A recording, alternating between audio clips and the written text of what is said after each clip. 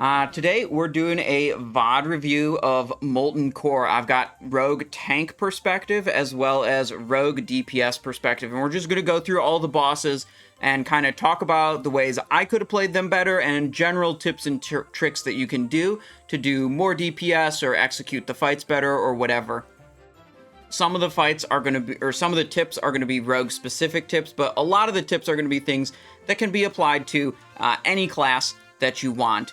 And we're going to start with Lucifron here with a tank perspective, make a couple notes about it, and then we'll go to Lucifron DPS perspective, make a couple notes about it, and all the notes that I come up with are going to be on the Simonized Show Discord in the FAQ section. We got this all prepped. We're going to edit these posts and create tips and tricks for all these bosses as we go. And that's linked in the video description if you want that. And this is also live on twitch.tv/Simonized Show. You know, you might be watching this on YouTube, you might be watching it live, but you can see the live chat right over here. They're talking. It actually, I'm looking at a video in the past, so it's actually overlaying the live chat and the old video chat too. So it's not the best, but you know, it is what it is. Here's the main tank perspective on Lucifron, and not much went wrong with this one. We just watched it a moment ago. But the main complaint I have is I should have sprinted at the start. And I could have just pulled him out a little faster. The main things I'm concerned about with tanking are I need to, you know, position the mobs properly so the DPS, you know, so the rest of the raid can function the way it's supposed to. And I need to generate enough threat that no one in the raid needs to throttle their damage output, right? As long as I'm doing enough threat that no one has to throttle their damage output, I don't care about doing more threat, right? So, like, I'm not too concerned that, like, I dropped a Saber Slash stack while I had Lucifron's Curse active or anything like that. It's pretty much fine. That was overall a very good example of tanking Lucifron, just pulling him to one side and then the adds on the other side. What you can do is, in this raid, we had the ads fairly close. You see the ads are over there. The ads are the ones that mind control. It's kind of hard to see with this perspective, but right back there, you can see them. The ads are the ones that do a mind control, and the mind control has a limited range of only 20 yards. So if you wanted to control who gets mind controlled, you could have the ad tank. You could separate Lucifron and the ads by like a large distance and then basically have it so the off tank was the only one who was within range of the mind control. And then that would be the only person getting mind controlled, which is a much more controlled situation, right? Instead of random people getting mind controlled doing random bullshit, you always know who's going to get mind controlled. You always know who's going to need the dispel and whatever. This was, you might be wondering why we have this many people in the raid. We had 20 people sign up and we had 16 people show up for that raid on that day. So it is what it is. Let's make some notes about tanking Lucifron. Edit. Tank.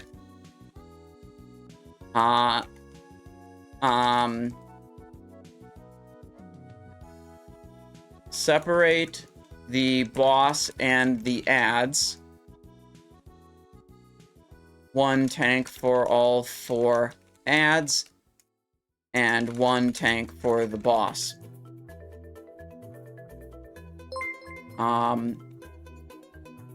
Ad tank should go in and pop a bunch of AoEs. Boss tank should run in and taunt boss and peel it away.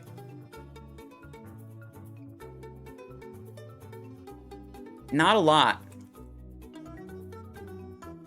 Sprint plus taunt is a good combo as the boss tank to get things positioned properly very quickly. Cool. let's look at a DPS perspective on that boss. This is, wait, this is Simonize Her. I wanted to go on my other one. This one. BXR Trauma says you got an Accursed Chalice last night. Congratulations, that's great. Table Slam says, good general tip for raids that don't separate the off-tank like that is to have warriors and S-priests blow their AoE fear on the dog pack before Lucifron, so they won't fear bomb the raid. I have never seen a raid intentionally stack the ads and Lucifron. I feel like that's like never a good idea, even if your goal is Warcraft logs parsing, because the ad damage gets discounted. So like, yeah, I don't know about that. I would just recommend separating them. Is it possible to solo run DM North for Ogre Tannin? Yeah, you could do that. But right now we're focused on Molten Core. Okay, we're going to try to do this VOD review of Molten Core stuff, not Dire Maul stuff. Okay, so here's this Lucifron.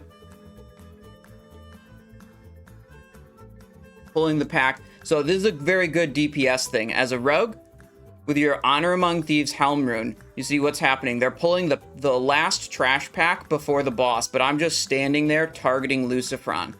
And my Honor Among Thieves Helm Rune is generating combo points for Lucifron. So what's going to happen then is after we like prep everything else, I'm going to be able to press a Slice and Dice right there before the fight even starts. I'm back to full energy. I already have Slice and Dice rolling as the fight goes, as the fight begins. Now, the other thing is I pressed all my temporary attack power buffs the moment before I started hitting the mob. So that's my Accursed Chalice, my Blood Fury, and my Alchemy-only mildly irradiated potion that give me temporary attack power bonuses. Because those temporary bonuses snapshot into the damage over time effect of your Saber Slash and your Occult Poison. And you have to have them rolling, you want to have them rolling before you put the first Occult Poison on and before you put the first Saber Slash on. And then, you know, even after those effects fade, the damage over time portion of those abilities remains at that elevated value. That's the snapshot effect. Now here, a lot of people will use a restorative potion. Let's watch that back again. Back to the start. A lot of people will use a restorative potion to remove Lucifron's curse. As the big purple debuff, it doubles the energy cost of all your abilities. It really screws over rogue DPS, and you see I have an alert for it right there. Restorative potion is great. It goes up for 30 seconds, and then every 5 seconds it ticks and it removes a debuff from your character. However, you know, it's kind of random whether that ticks at a time that's good or if it ticks 4 seconds after the curse gets applied, which is bad. So I opted for Purification Potion, which is a one-time use, and it instantly removes a debuff. I got the curse 2 times. I was a little slow with my potion button the first time. Luckily, I got a decurse from someone else quickly. The second time, though, I did use the potion. Right towards the end here, the potion gets used. So that's... I think Purification Potion probably a better way to go than Restorative Potion. This boss also does some shadow damage, so it's good if you're trying to really try hard, is to have everyone in your raid have a greater shadow protection potion popped to absorb some of that damage. And the last note about Lucifron is just that technically there's no shadow damage on, or sorry, there's no fire damage on this fight. The only fire damage that happens is if one of your players gets mind controlled and then the player like casts Explosive Shot or Living Bomb or a player-based fire ability. That's the only way you're taking fire damage. So, while I don't like doing this, you could theoretically not run fire resistance for that boss, and the only risk of getting conflagrated and killed would be through a friendly player getting mind controlled and using a fire ability. Ramon asked, does free action potion work as well? Free action potion is not going to prevent application of this curse.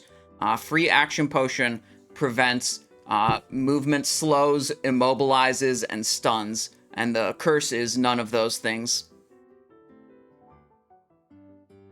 Yeah, so let's see. Let's pause this up. Oh, maybe we should have a general section.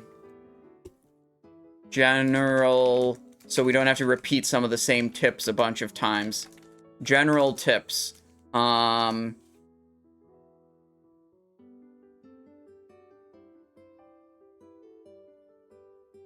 Target the boss before...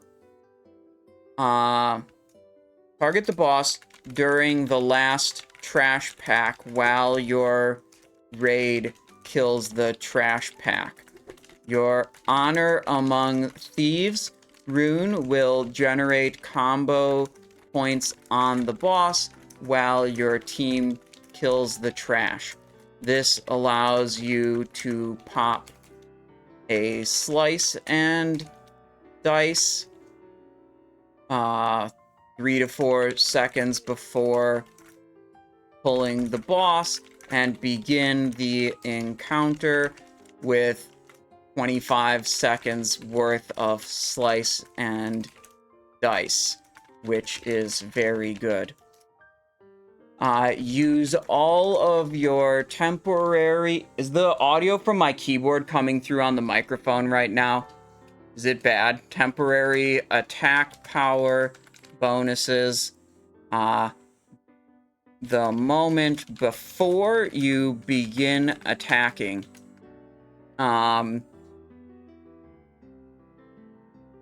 These will snapshot their bonuses into your occult poison and saber/DOT damage and increase that damage for the entire fight duration.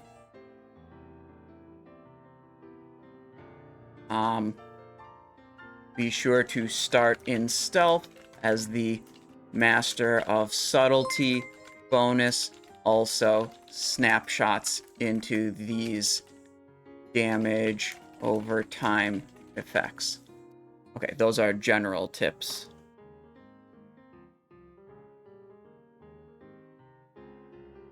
Edit it.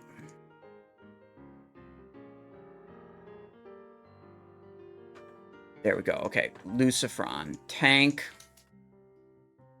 DPS. Purification potion can be used to instantly remove Lucifron's curse.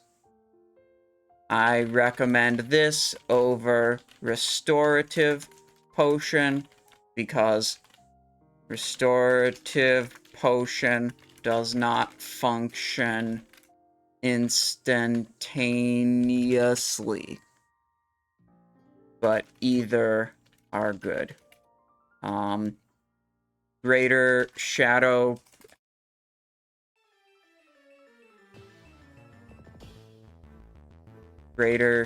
Protection potion is good on everyone in the raid, since there is a fair bit of shadow damage. Technically, there is no fire damage from this boss, so fire resistance is not required.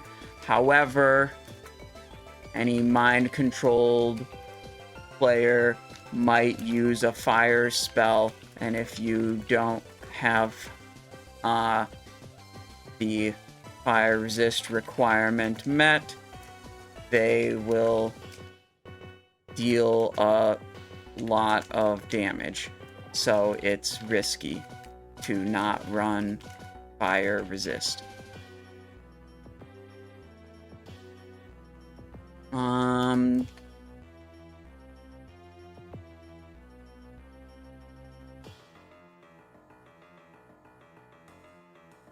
What's the last thing? There was one other thing. What was I thinking of? Don't worry about it. Okay. Cool. Lucifron, taken care of. Let's go Magmadar next. Let's look at the tank perspective first.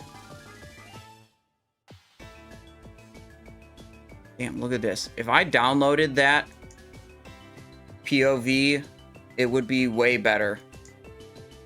Okay, so this is tank perspective. Magmadar. Back it up. Okay, here we go. I did a similar thing. Actually, hang on. Let me change the note. General tips.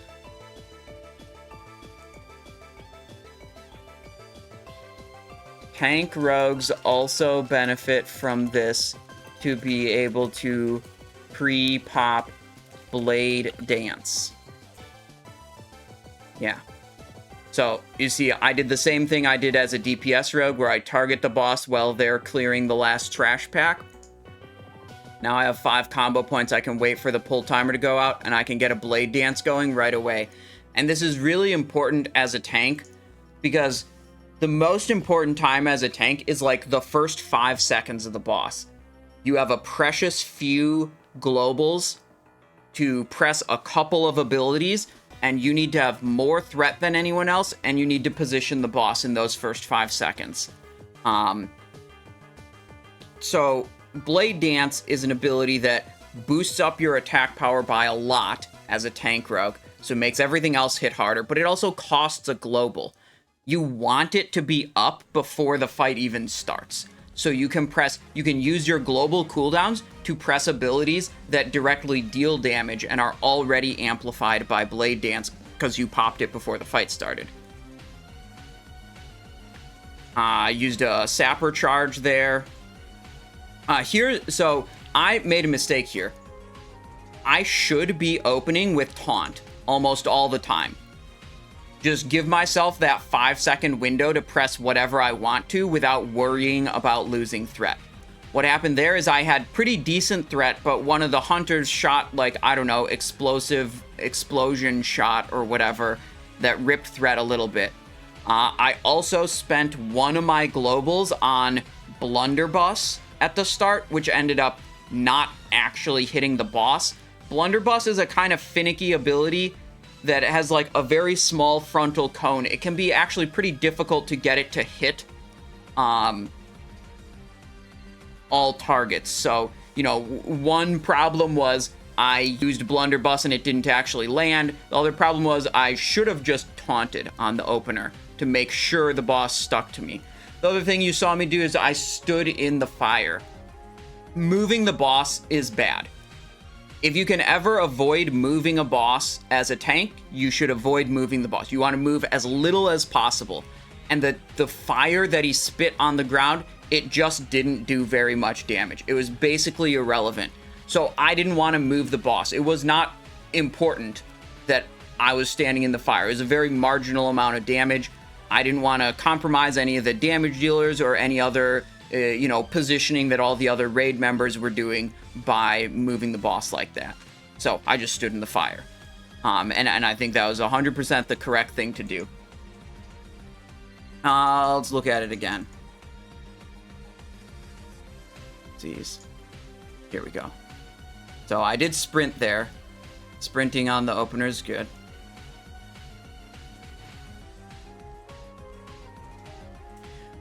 Let me think. Yeah, I don't think we have anything else to say about this. Let's go back to the Discord. Edit.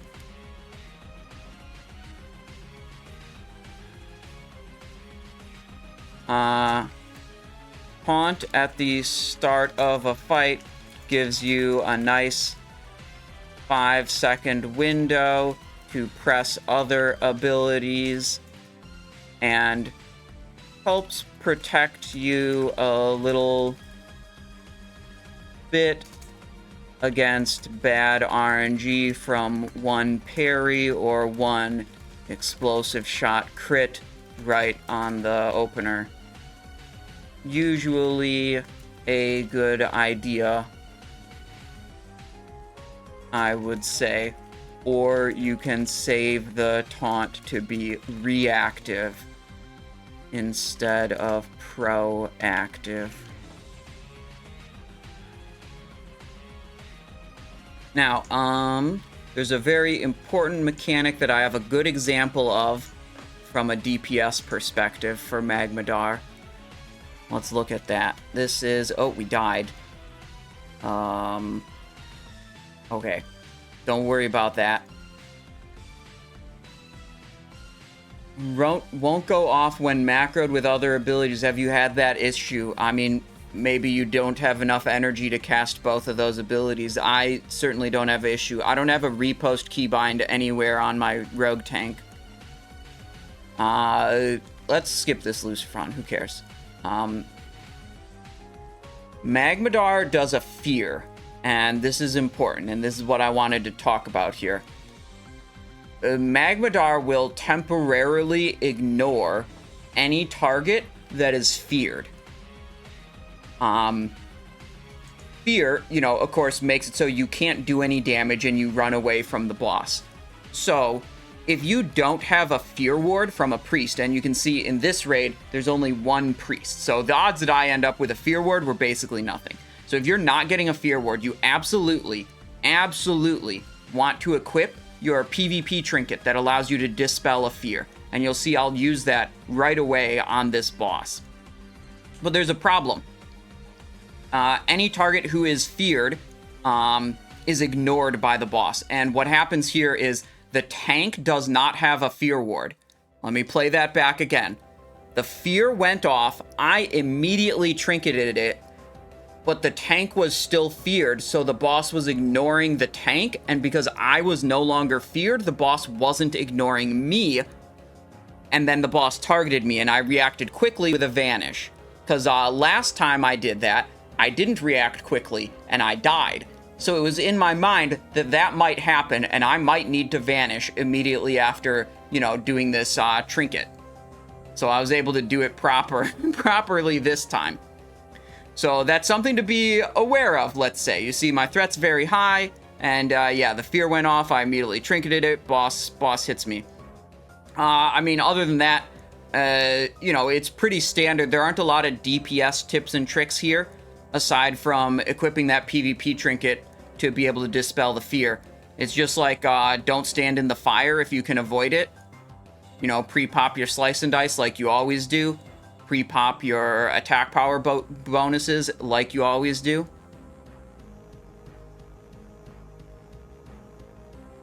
And then we're just hitting. We're hitting and we're blasting. Pretty good. Pretty good there. Yeah.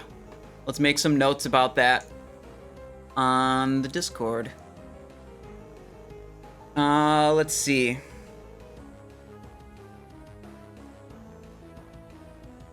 Magmadar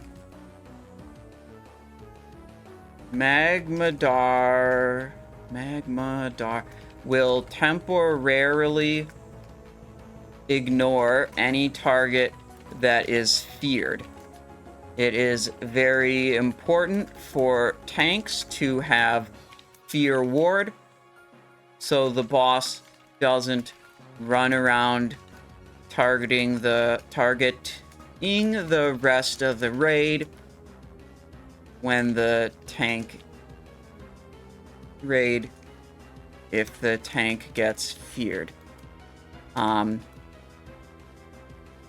DPS players, if you do not have a fear ward, you should absolutely use your PvP dispel trinket to be able to instantly remove the fear effect on yourself. Be careful though, and be ready to vanish. If you trinket to remove the fear and your tank does not have a fear ward, you may find the boss ignoring the tank and not ignoring you. the tank who is feared. A quick vanish will be needed to save your life.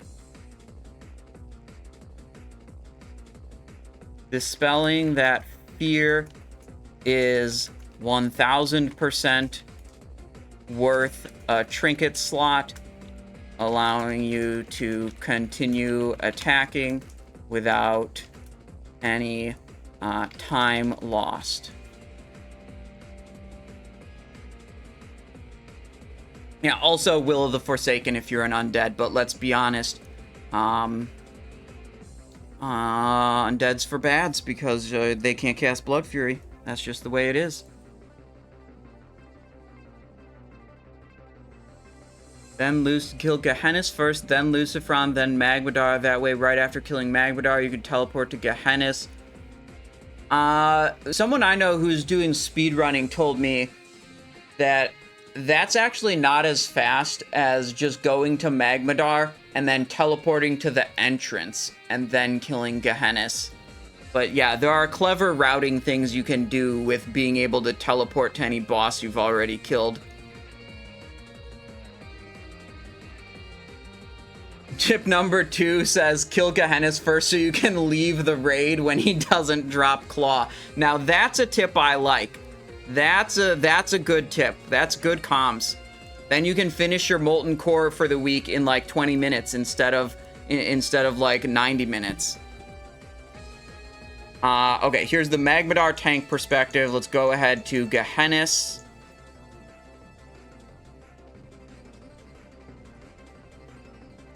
Let's take a look at this. So, this time, gosh, hang on. This is going to be a wipe. This is 2 wipes in a row.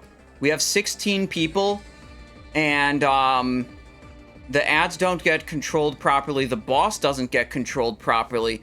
What happened here, I looked at it the other day, is he's targeting me, but he doesn't move because he was casting a spell. So he was targeting me. I thought it was okay for me to back out, but he stayed immobile because he was casting a spell. And in the time he was immobile, the other tank, the shaman tank, generated more threat on him than I had, so then I had to run back in and pick him up again. And it's just that like bullshit of like he happened to be casting a spell and I didn't realize it, so he was immobile. Anyways, the off tank died because they didn't get decursed, so that's a big tip. Do the boss mechanics properly.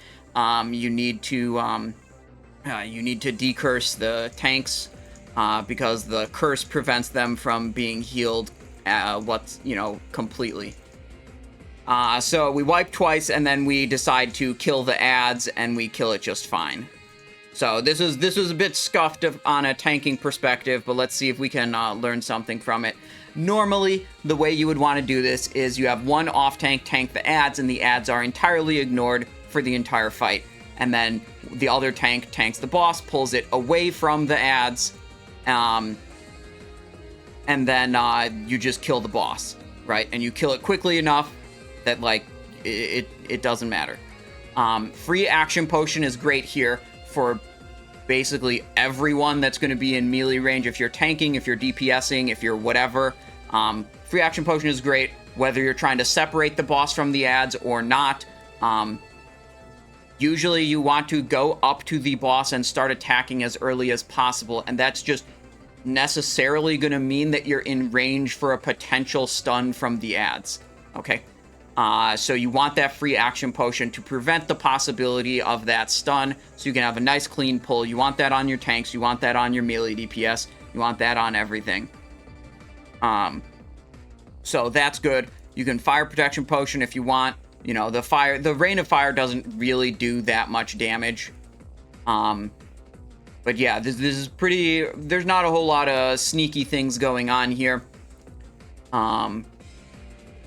It is pretty much just the free action potion is the only, like, special tip here. Magmadar, Gehennas.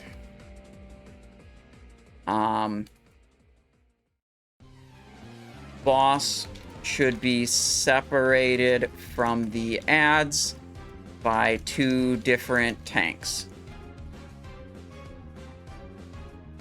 One for the boss, one for the adds. Rogue is not a great choice for the add tank since they are more punished than other tank classes for being stunned. And the adds will stun. All DPS and all melee DPS and tanks should use a free action potion on pull to prevent any chance of being stunned by the adds. Even though the boss will be pulled away, you don't want to have to wait until that happens as a DPS to begin attacking, so the free action potion keeps you safe and able to deal damage. I think that's about it. I mean, we can look at a DPS perspective, but it's actually pretty whatever, you know? Let's see. Let's just see a DPS perspective. This is fucking Magmadar. Let's fucking skip ahead. Oh, we skipped ahead too far.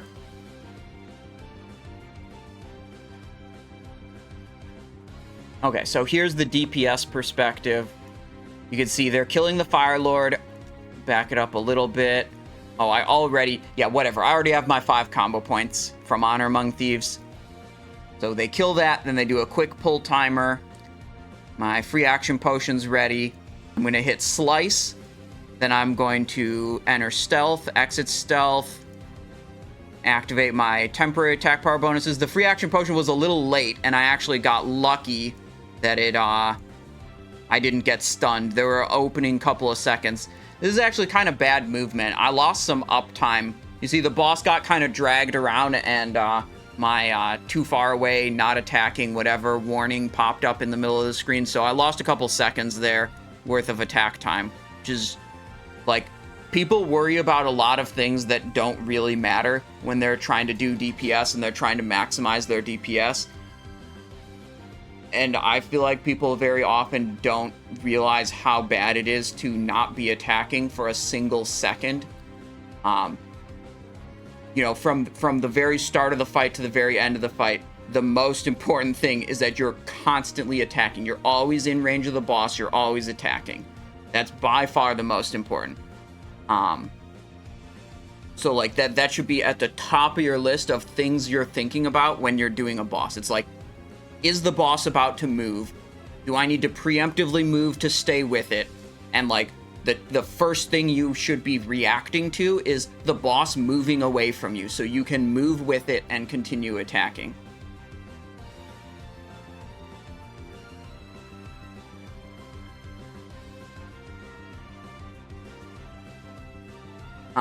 Good. Okay, we made the notes about Gehennas already. Let's pause this. Let's go here. We'll do Garr next. I have a very good thing on Garr, and I'm lucky that I'm the tank, so I got to decide how this worked, because I couldn't manage to convince anyone in my other raids to do this. So I'm like, all right, next time I get to be the tank, I'm doing this, because I'm the tank, and I get to decide how to position the boss. We're going to position the boss against the wall at a part where there's just like a slight corner in the wall. You're going to see this. We have the boss here. I'm going to grab him, pull him away. Not quite grabbing him yet. I got him taunted. Now I'm pulling him away. In this group, we are killing the adds. We are not skipping the adds. The, like, more Giga DPS strategy is to just off-tank the adds and zug the boss from the very start. What I'm doing now is, it's kind of hard to see the corners in the wall, but you can look at the red line of the circle beneath Garr, and I see that the red line is totally straight, so I know I'm not in a corner. So I think I actually move it around in a little bit. We're gonna hold on and see what happens here. If I can see an angle in that red line, I know I'm in a corner. But like all the walls are dark, so it's hard to distinguish visually while simultaneously tanking the boss and stuff. Thor redeemed for a change hat. I can do that for you. How's it going, Thor?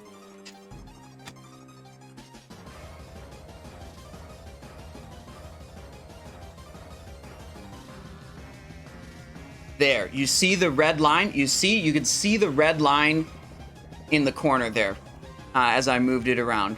And I just got blasted to the other side. I'm like, okay, I'm here now. Okay, so the advantage of this positioning, where you tank him against the wall and you're kind of like lined up along the wall, is I can stand right here as the tank. Garr is right there, and the melee DPS are going to come in just a moment when they're done killing the ads, and they're going to be right there. And then when these magmakins spawn and shoot out and knock someone back, both the tank and the melee DPS will have their back to a wall and a low ceiling above them. So when they do get knocked back by the magmakin, they don't get pushed out of melee range. And they're attacking from behind the boss, so there's no like parries or anything happening. So this is really good positioning if you pull the boss in like this. And you absolutely could, and I would say should, use this positioning even if you're doing a strategy where you ignore the ads, which is like the parse optimal strategy or whatever. This positioning is good regardless if you're killing the ads or not, because it improves your melee DPS significantly. If the raid is not positioning like this, I prefer to stand in front of Garr as a DPS and get parried rather than dealing with the knockbacks, because it's just like I was saying when we were talking about Gehennas. By far, like, the most important thing is making sure you're attacking for the full duration of the fight. And if you're getting knocked back, the knockback launches you with such high velocity that even if you react really quickly with a snowball, which I'll explain that in a moment, to stop your momentum, you're still pretty far away from the boss. He's also usually slowing you, so you're slow to walk back.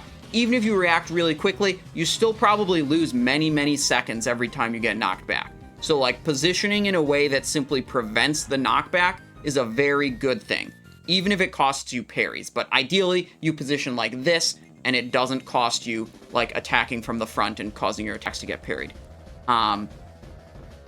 Right, so, the snowball thing, I have a macro for this. Let me pause this real quick.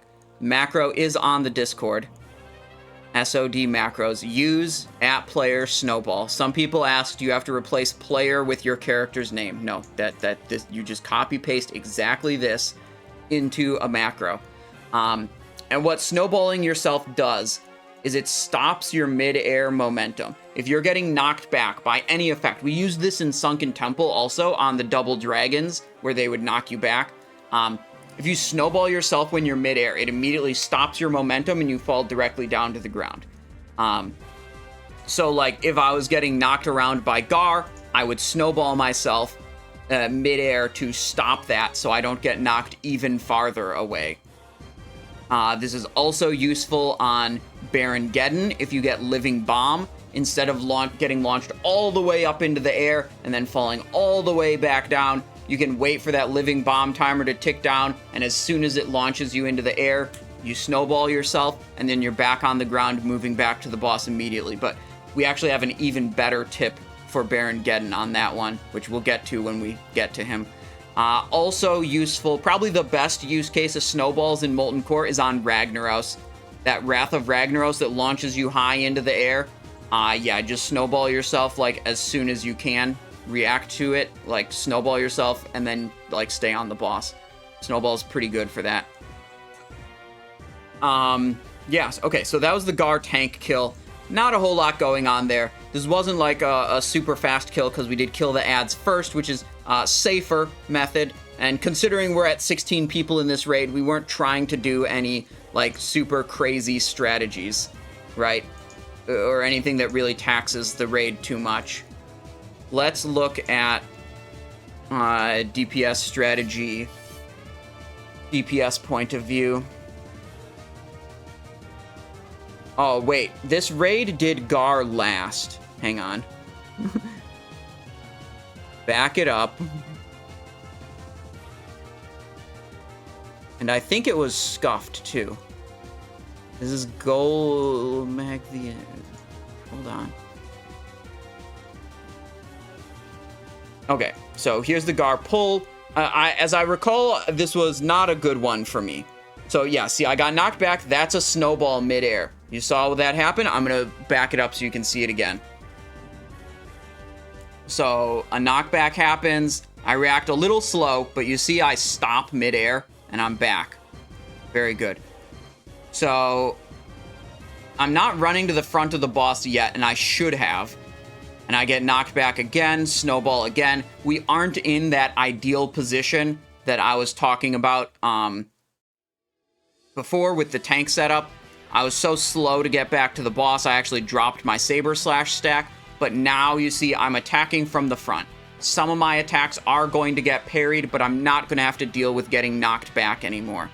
And, you know, ideally we position a little differently, but, you know, you make the best of the situation that your raid is doing. You know, if your raid is going to position like this is how I recommend you stand. In front of the boss, get some parries, but don't get any knockbacks. Use free action potion to stop the knockback. Nope. If you read the description of free action potion, it says it prevents slows, immobilize, and stuns. And a knockback is on none of those things. Free action potion does not save you from that. Right. So that's Garr.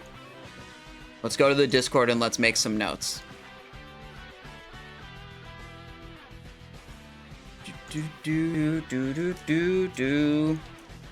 Ideally, boss is positioned against the wall at a slight corner in the wall.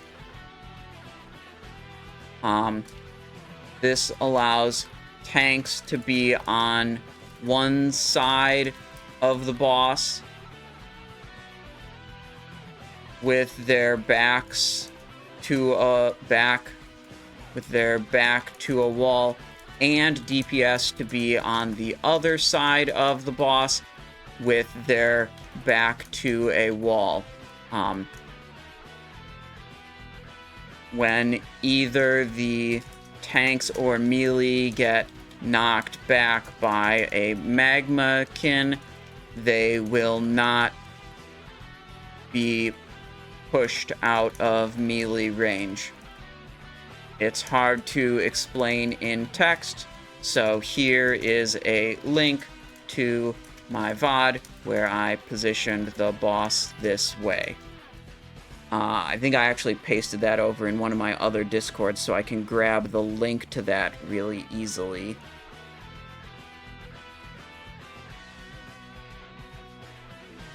There.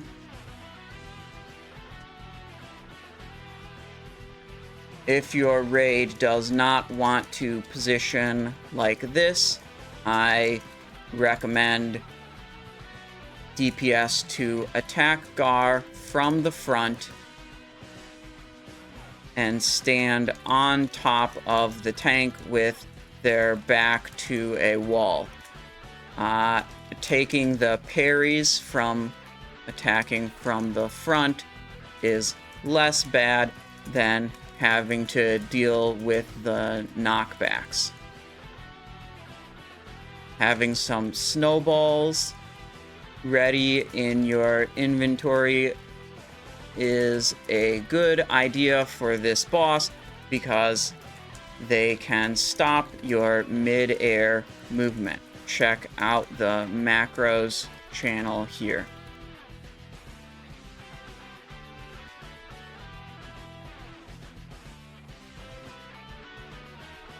Let's get,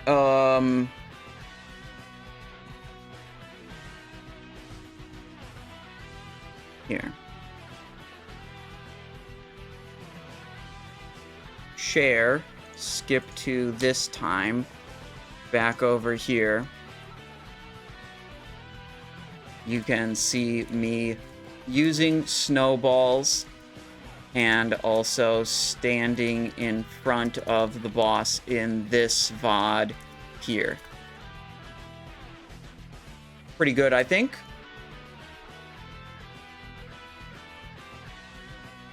Let's remove the embeds. There we go. Okay, who's after Garr? Baron Geddon. Oh, Baron Geddon is the greatest. You guys ready to lose a bunch of gold to deal a bunch of damage to Baron Geddon? Because that's about how it's going to work. Let me tell you what. We're going to drink a lot of Flask of Petrification. That's the whole strategy. Spam Flask of Petrification. This was actually a really... Oh, we accidentally pulled the boss. Okay, don't worry about that. We weren't unbooned there.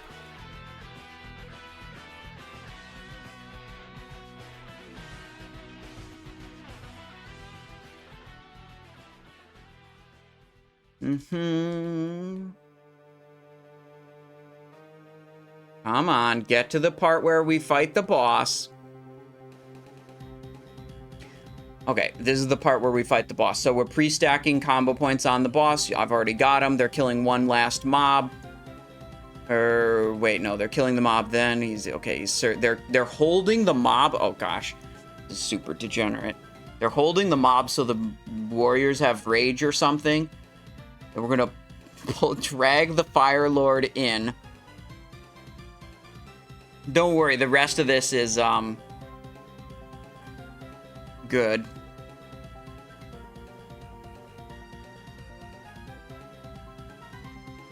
Okay, so we're gonna do two things that are special on Baron Geddon.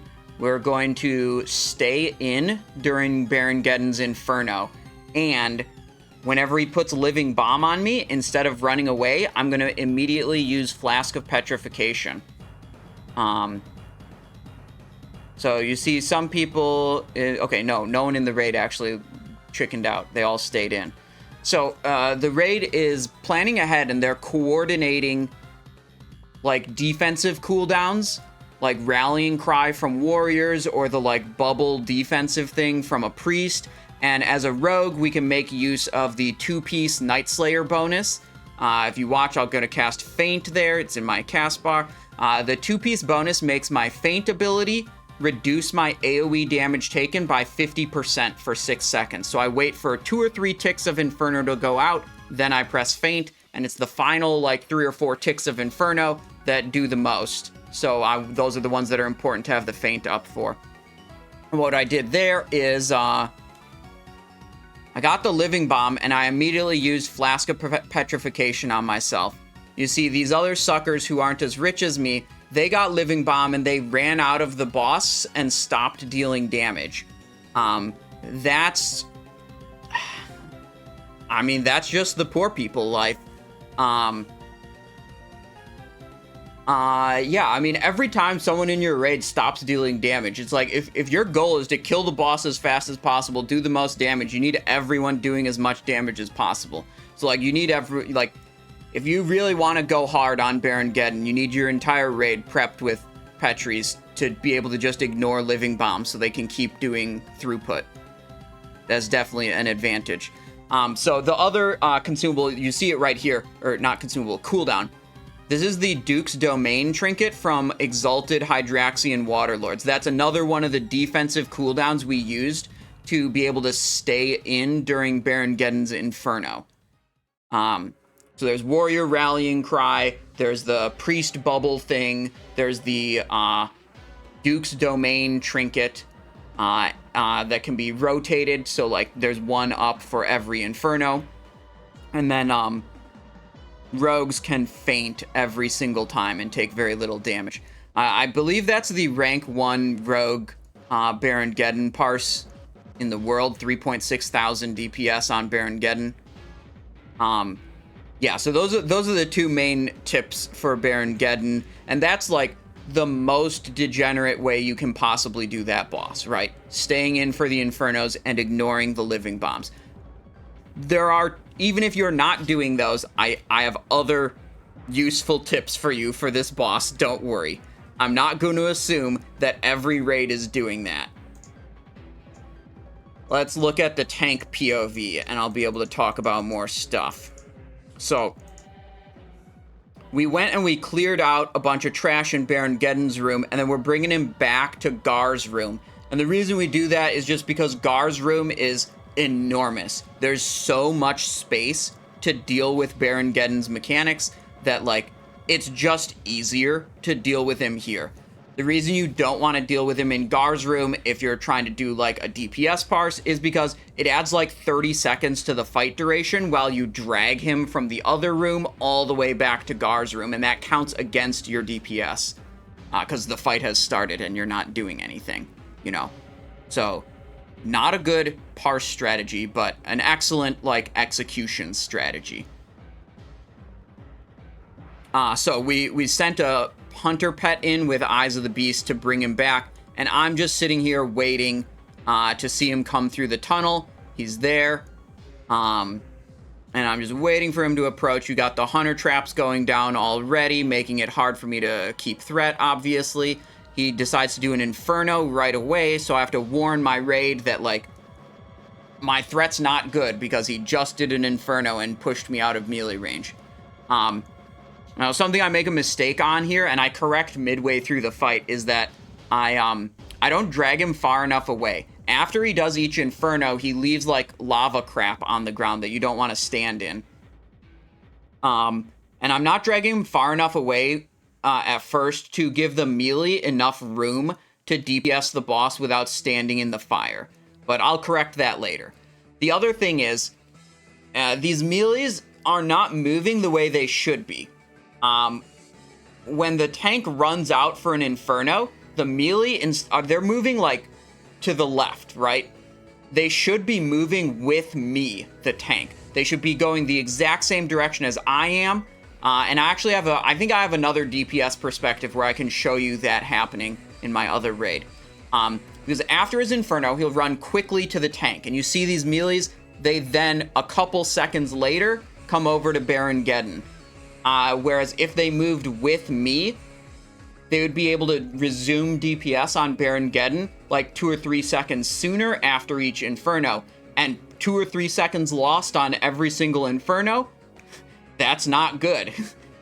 You see they're running out towards the rest of the raid. They should be running towards the tank, with the tank, because that's where the boss is going to be post-Inferno. And now I've fixed my positioning issue. By turning the boss a little bit, it's allowing the melee to attack the boss from behind while simultaneously not standing in one of the fire poops that he left behind after an Inferno. So that's pretty good. I don't think there's anything else to look at here. Let me pull up the other VOD that has the DPS perspective with the correct movement around the Inferno. Let's see. We're almost at Baron Geddon here. Killing some trash, killing some trash. Did we already kill Baron Geddon? Killing a lot of trash here. Yeah, okay, they're setting up for Shazzrah. I clipped too far ahead. There, okay, so I pre-stacked combo points on Baron Geddon already.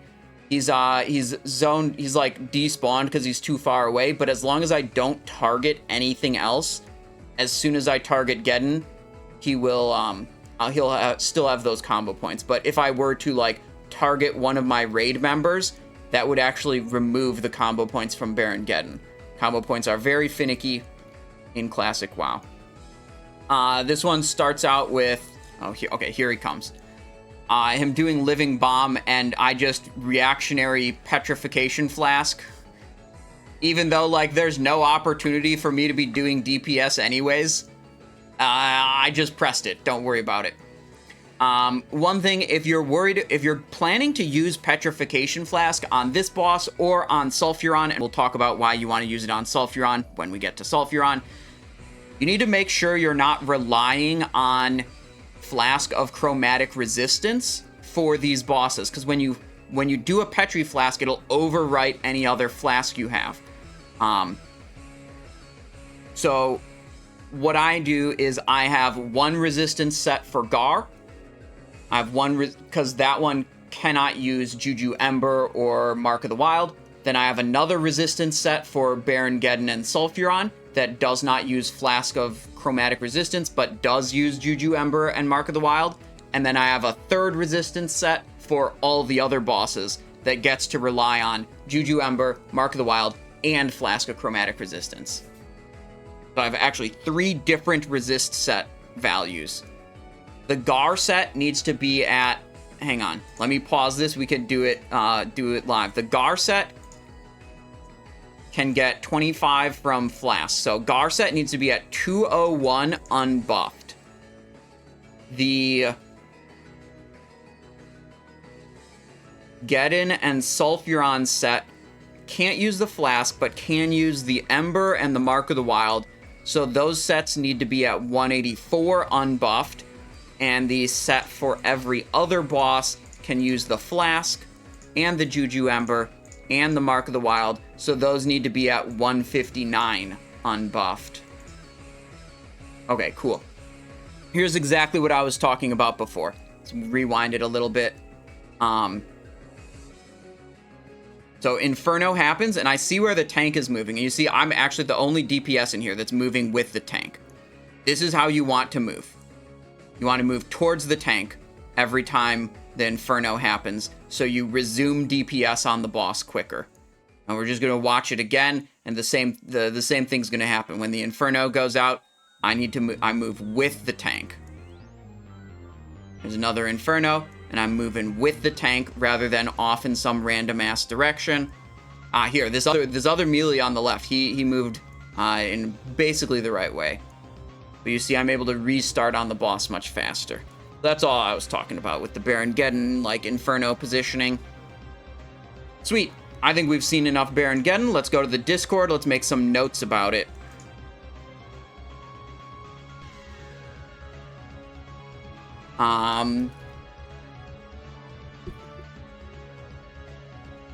Flask of Petrification can be used to instantly remove and ignore a living bomb debuff. If you are trying to super pump damage on this boss, you want to have Petri ready to remove living bomb instead of losing DPS by running out and stopping attacking. If you can double click the Petri macro found here.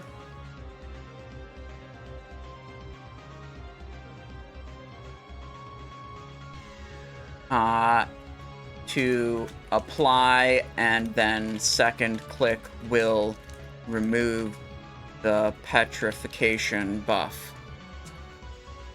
You are planning to use petrification on this boss.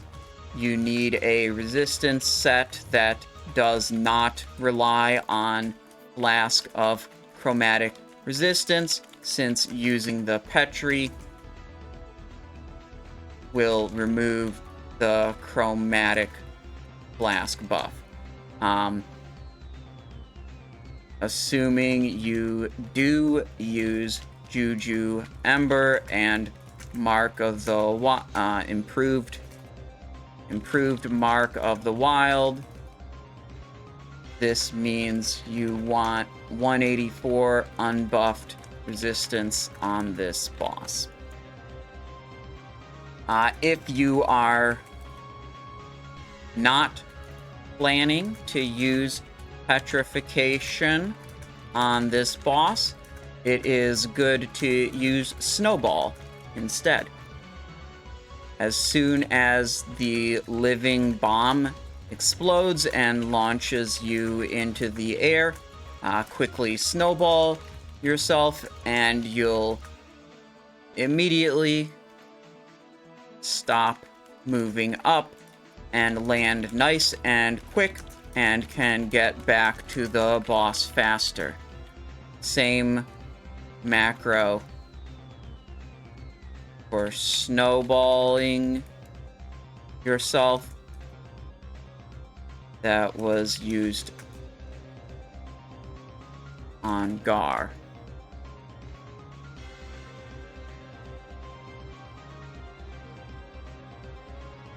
Okay. If some Giga Pumper teams will plan to stay in during Baron Geddon's Inferno ability, this requires everyone on the team to be prepared and healers to be ready to cycle defensive cooldowns and keep everyone alive. This is not something you should do on your own. The team needs to plan for this. Duke's Domain Trinket, Warriors Rallying Cry, Priest's Bubble Thing, and Priest's Bubble Thing are all great defensive cooldowns you can your raid can use. Rogues with 2-piece T1 Night Slayer Thrill can also use Feint every single Inferno. Wait for 2 to 3 ticks of damage and then press Feint to get 50% damage reduction. Okay.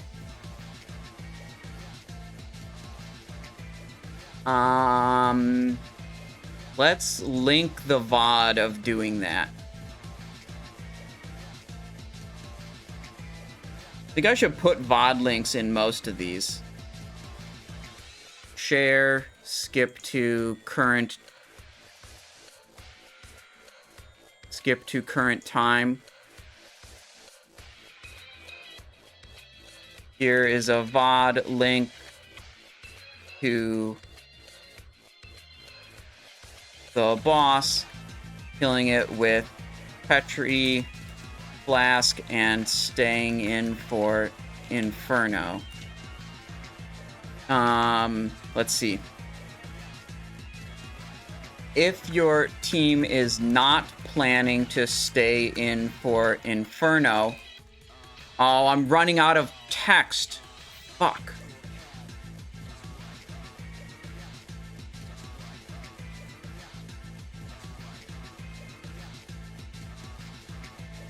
Okay, we're gonna have to work on this slightly. What if I bleed it into the Shazzrah post? Yeah, that's what I'll do. If your team is not planning to stay in for Inferno, deep melee DPS should run the same direction as the tank runs each time there is an Inferno. The boss will run quickly to the tank after the Inferno, so DPS want to be in the tank's location to resume DPS as soon as possible. Here is a VOD link to the link where you can see ideal DPS movement running out from Inferno. That's this one. Back it up a little bit.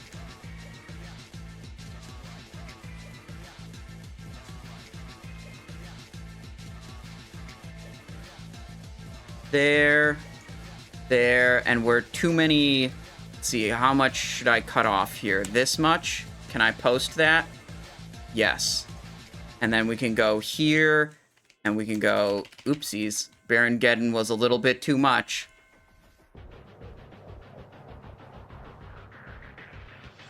There we go. Okay, problem solved. There we go. Can't you just cancel Petri but using Chromatic in a macro? The flasks have a 3 or 5 second cooldown.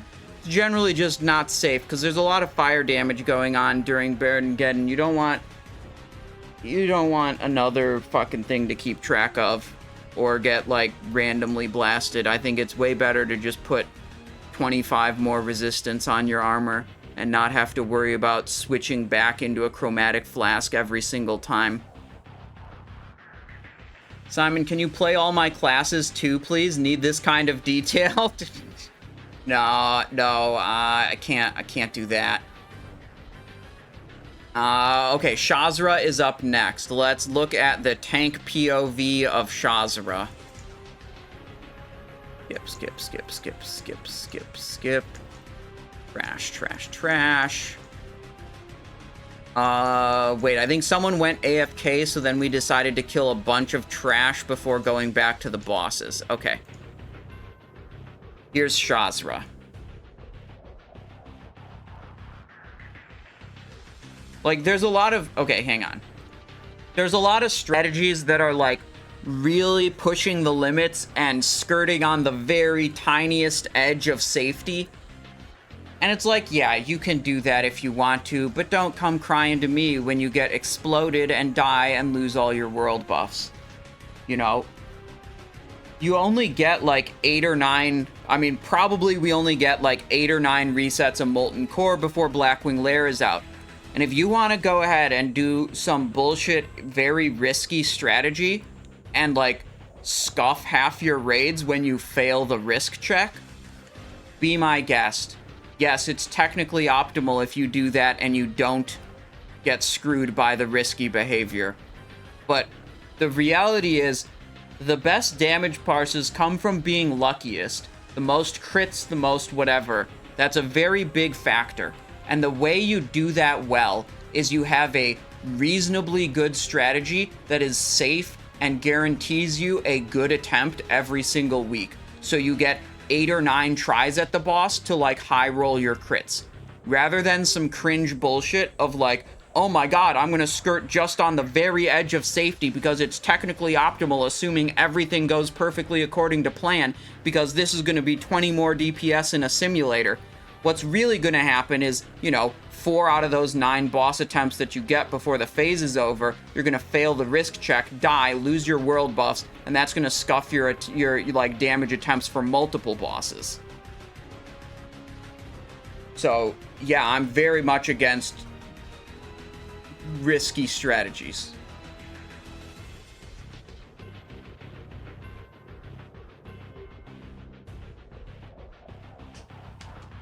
You know, you want as many good attempts on the boss as you can during a phase. And you want to have a very high probability to have good, solid attempts on the boss.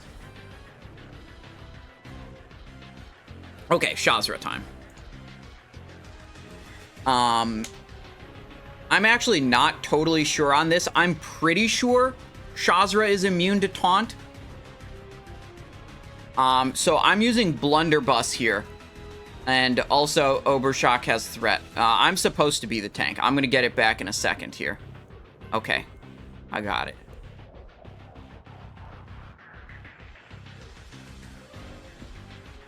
Anyways, every time he teleports, he resets threat. So, on this boss, you know, normally for DPS purposes, as a tank, you're running Poison Knife, because it's just so super duper good. That's your belt rune. This boss, I run Shadow Step.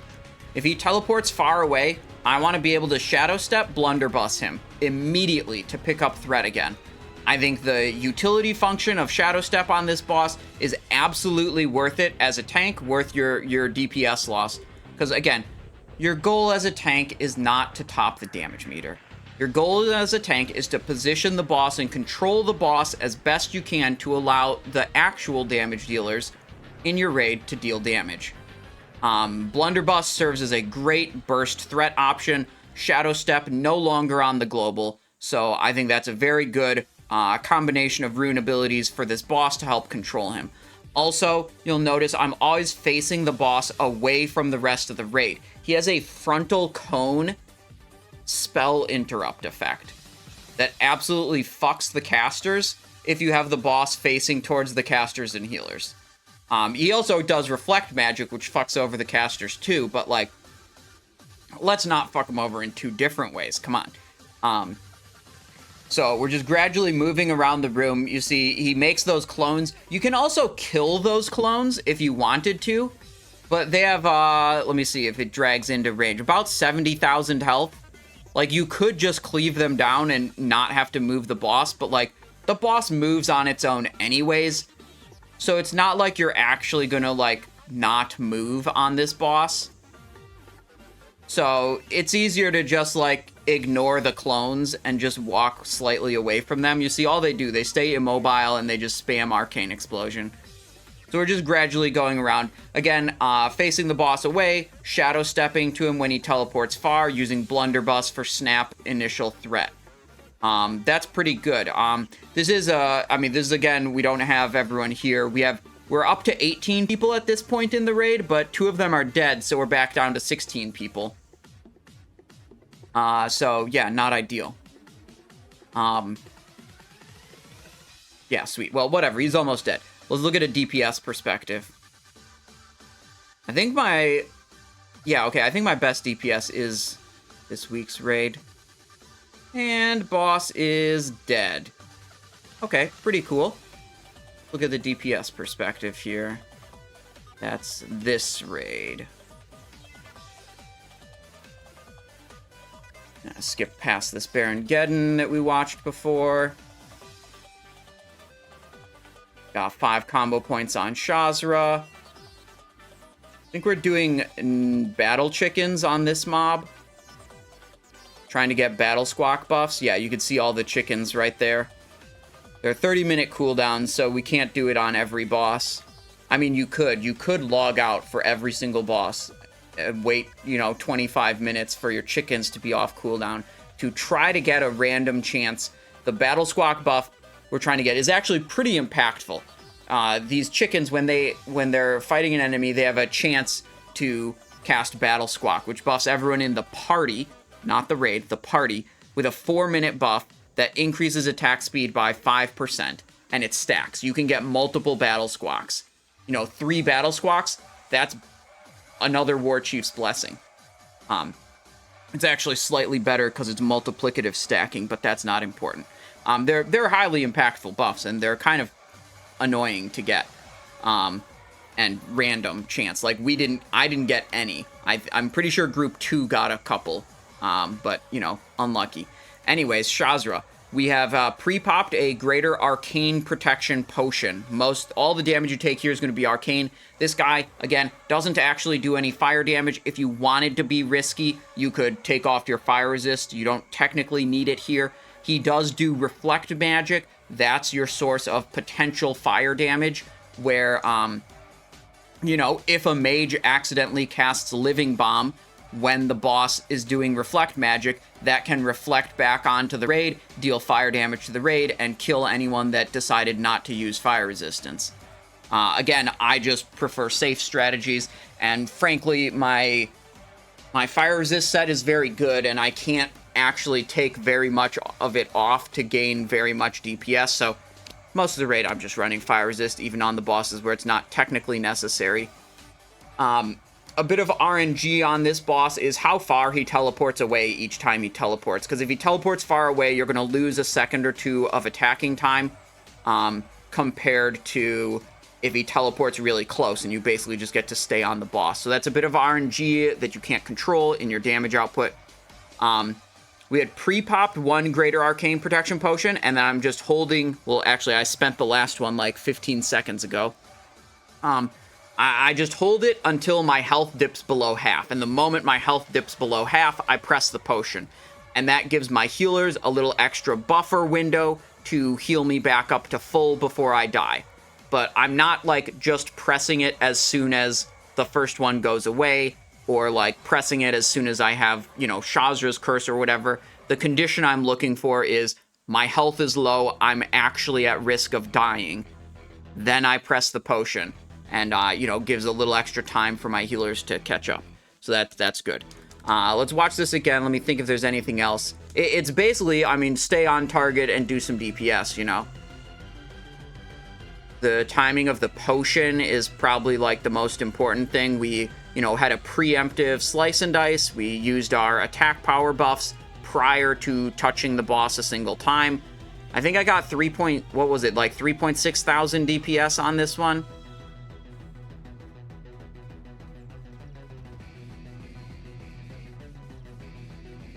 Generally trying to press Poison Knife as often as possible.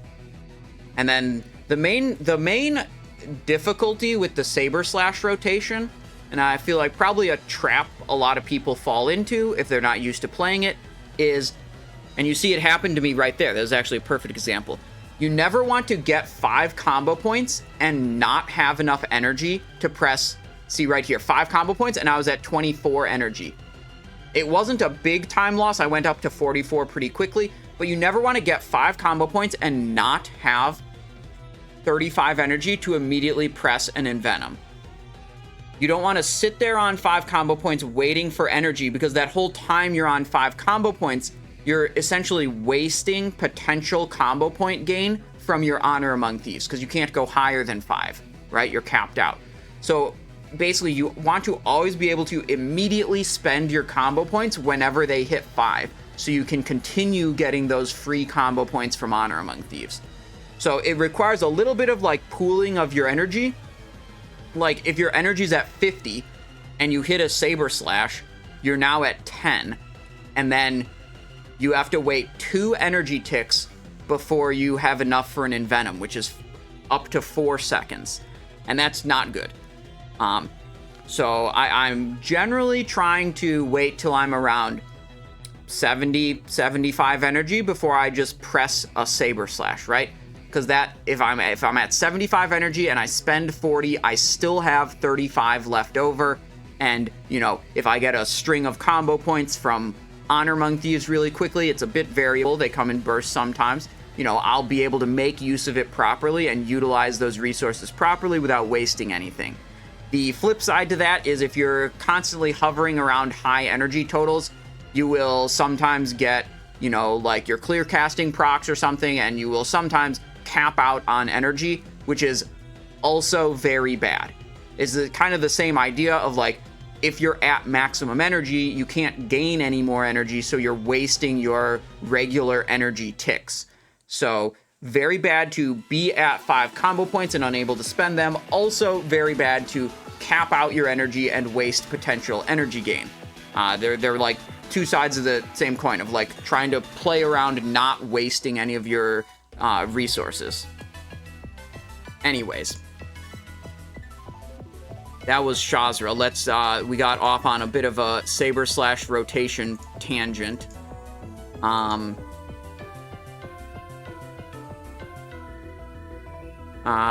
Pre-pop a greater arcane protection potion before the fight, and wait 2 minutes so the cooldown is available during the fight. If your health ever dips low and you are at risk of dying, then that is the time to press the second greater arcane protection potion. Marijuana Grande says Jawbreaker better than SF Sword because of mace spec. You're good. We're working on Molten Core right now, Marijuana Grande, not weapon comparisons. If you want to know about weapon comparisons, you got to look on the Discord in the FAQ channel. There's a nice weapon comparison chart you can see right here, and it'll give you rankings for your different weapons for Saber Slash. Or you can go to the SOD simulation and power up the simulator yourself. Then that is the time to press the second greater arcane protection potion. The second potion will allow your healers a little extra time and cushion to heal you back up to full. As a tank, I recommend Shadow Step and Blunder plus runes for this boss. The Step plus Blunderbuss is a great combo to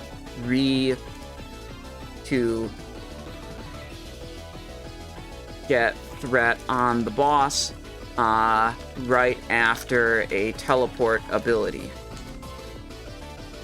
I ask because it's what you used on that vid. Yeah, well, I mean, sometimes streamers don't have every possible item that could possibly be obtained, and they simply just use the best thing that they have available on that character.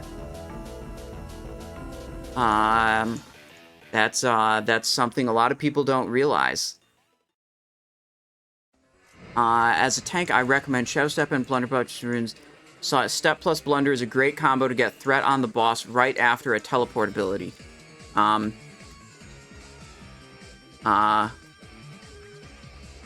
Tanks should position the boss facing away from the raid because the boss has a frontal cone spell interrupt ability that you do not want to have hitting your casters and healers. The clones that are spawned are immobile, so while you could kill them, it is often simpler to just walk away from them and ignore them.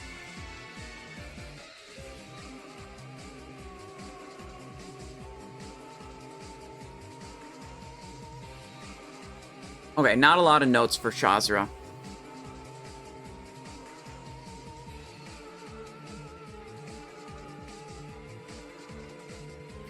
Yeah, some people will want to use a resto pot. I don't like that as much. I think a greater arcane protection potion has a greater chance of keeping me alive than a resto pot removing one curse. I do not like that.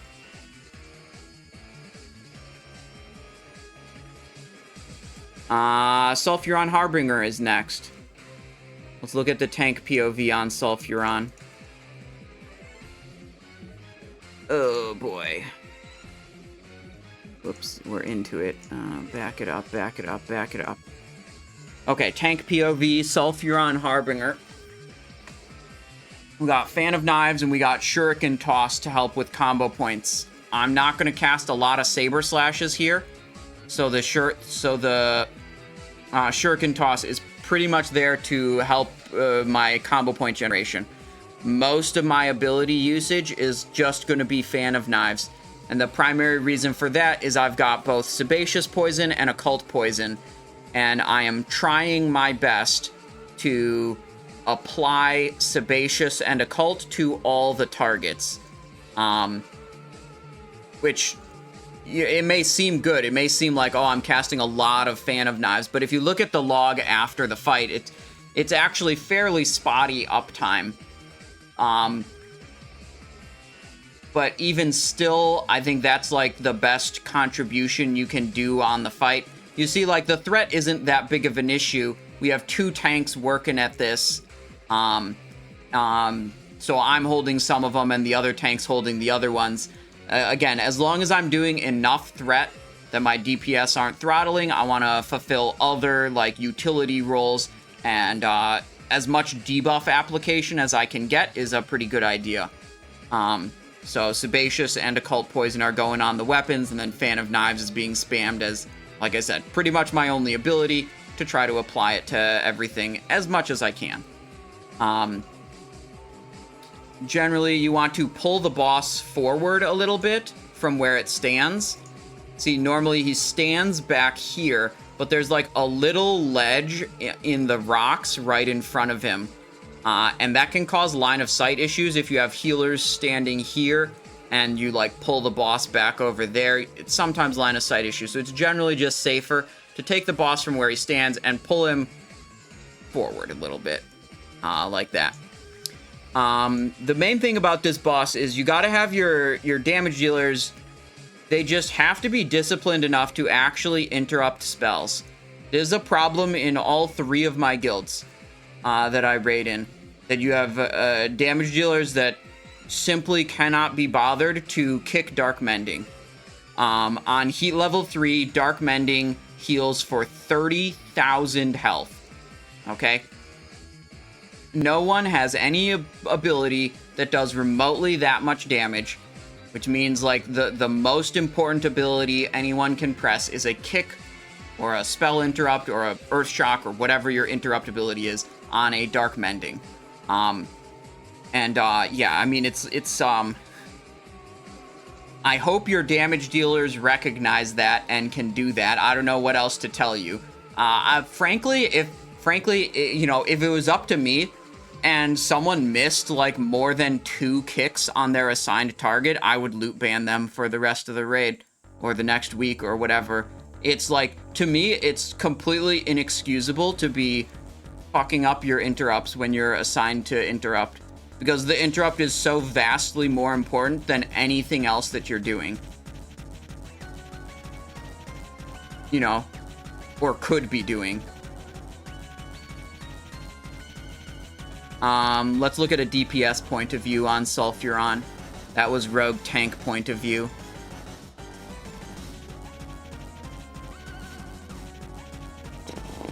Let's see. What are we doing? Clearing a bunch of trash, I think.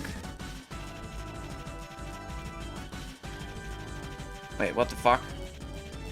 They're doing they're doing Golemagg before Sulfuron, I think? Yeah, okay. In this raid. It's whatever. Sulfuron is going to have both shadow damage and fire damage, so if you want to, you can pre-pop both a shadow protection potion and a fire protection potion. There's another boss like Baron Geddon where I'm going to want to use Flask of Petrification during the fight, so I have a special resistance set that does not rely on Flask of Chromatic Resistance, because when I press the Petri Flask, it'll remove the Chromatic Resistance Flask. The thing that I'm trying to do with Petri Flask is the boss has an ability called, in Heat 3, it's called Sundering Shout. In Heat 1 and Heat 2, it's called Demoralizing Shout. It reduces your attack power by 300, which is basically an anti-battle shout. So it's losing, like, I don't know, 8 to 10% of your damage output when you have that debuff on you, which is a really bad thing. The Demoralizing Shout in Heat 1 and Heat 2 does not stack. But the Sundering Shout in Heat 3, that stacks. It can just get applied to you multiple times, and it seems to be somewhat random how often he casts it. Like, I've had attempts where he doesn't cast it until, like, the last 15 seconds of the fight, and you'll see on this one, I think he casts it 4 different times, and I Petri it the first 3 times. And the Petri is, as far as I'm aware, the only way to remove that debuff from you. So I want to, similar to Baron Geddon, I'm using a macro that uses a petrification with 1 click, and then I click it again, and it removes the petrification. So that's just to, Petri myself, remove the Sundering Shout debuff, then cancel the Petri and go back to dealing damage. Okay, so we've got combo points up. Let's see this. And I believe on this one, I get every single kick on my target. And my target does not cast anything. I decided to open with a 5 combo point Crimson Tempest here instead of my normal preemptive Slice and Dice. I think that's good. I'm not actually totally sure. So I got a warning on the screen that says I have a Sundering Shout. I was a little slow on getting that, but I did remove it with a Petri. So used one of those. And on these AoE fights, 100% the main priority is Crimson Tempest. Always have Crimson Tempest up. You see, I had a bit of a mistake there. It was down for like 5 seconds or something before I reapplied it. That's not good. There's another Sundering Shout, 28 seconds, 27 seconds. Hit the Petri, got it removed. We're getting Shadow Word Pains on us also. That's the source of the shadow damage. It's very hard to see, but Sulfuron puts like a flaming spear on the ground that does fire damage if you stand in it, but there's so much going on, it's often very hard to see that effect, so we're kind of moving around a lot. Absolutely prioritizing my kicks. All the kicks are happening. I'm getting kind of high on threat. But, you know, I got a vanish, so we should be fine. Oh, wait, the vanish looks like it didn't reset the threat. The other thing I did on this boss, which is a very good idea, is do not press your Blade Flurry right from the start. You know, it's hard for a tank to hold good threat on 5 targets. And if you Blade Flurry right from the start, it's very likely that you're going to rip threat and die. Because you're doing essentially full damage output to 2 targets. And, like, a tank's just not going to keep up with that. It's not likely that a tank is going to keep up with that.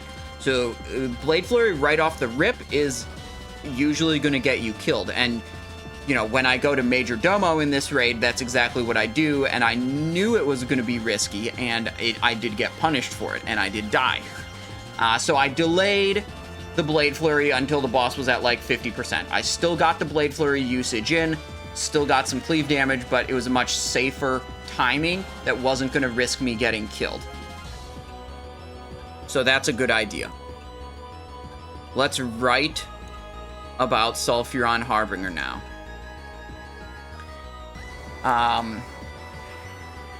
Let's see.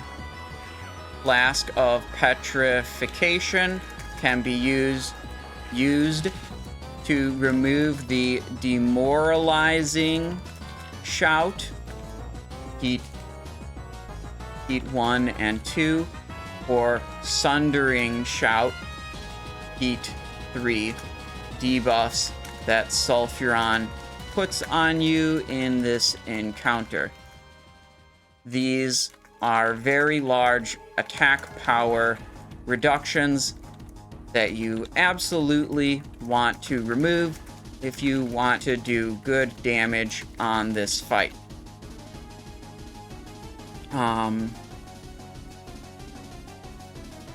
We use the same double-click macro for petrification that we used on Geddon.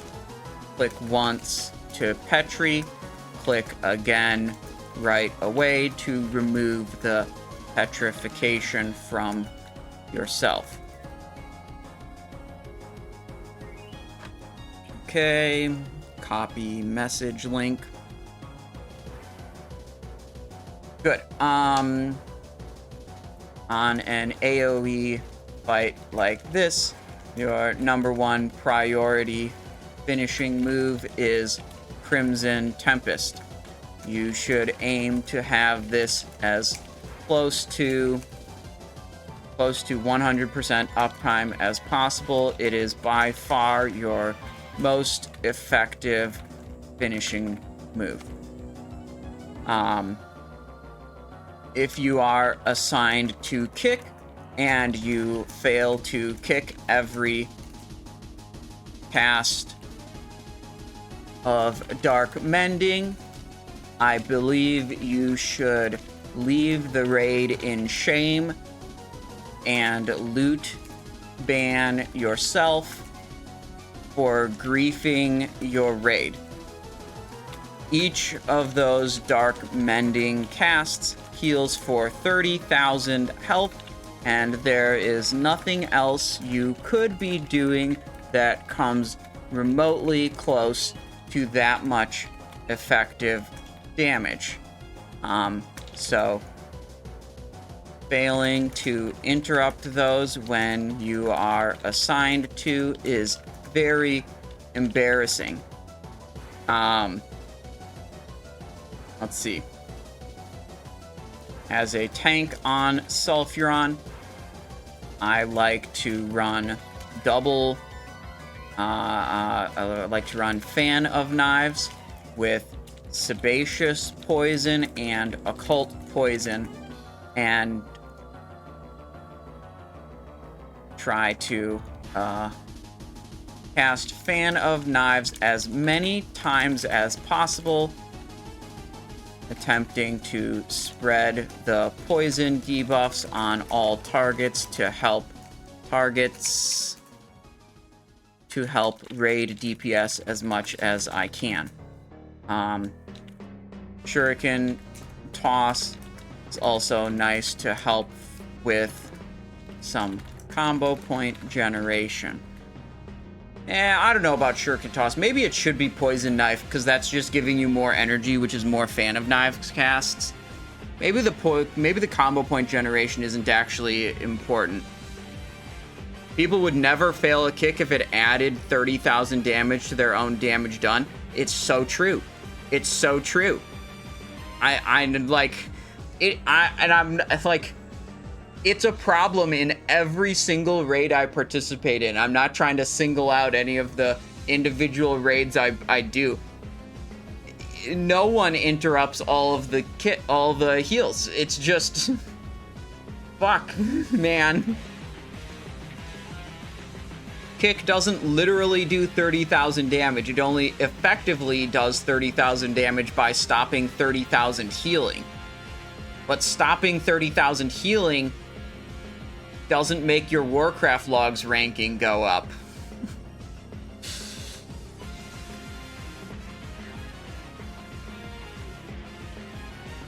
This and Majordomo. As a DPS, your #1 priority finishing move is Crimson Tempest. I need to clarify that, because our other thing is as a tank, and we're using Fan of Knives. Let's see. Both greater fire protection potion and greater shadow protection potion can be used on this boss, as both damage types will be present. Free action potion can prevent the stun from Sulfuron's stun plus knockback ability. Makes the fight shorter, so it, yeah, but that's too hard for people to understand, Nico. That's like multiple steps removed from big number appear on screen.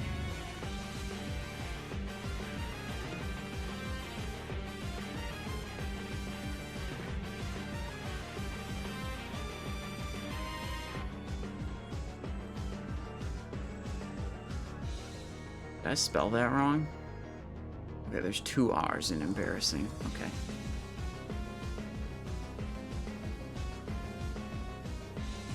Alright, Sulfuron Harbinger. Let's go for Golemagg next.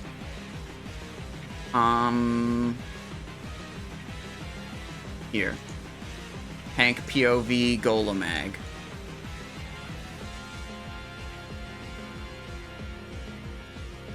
Who knows what the mechanic is with the core ragers?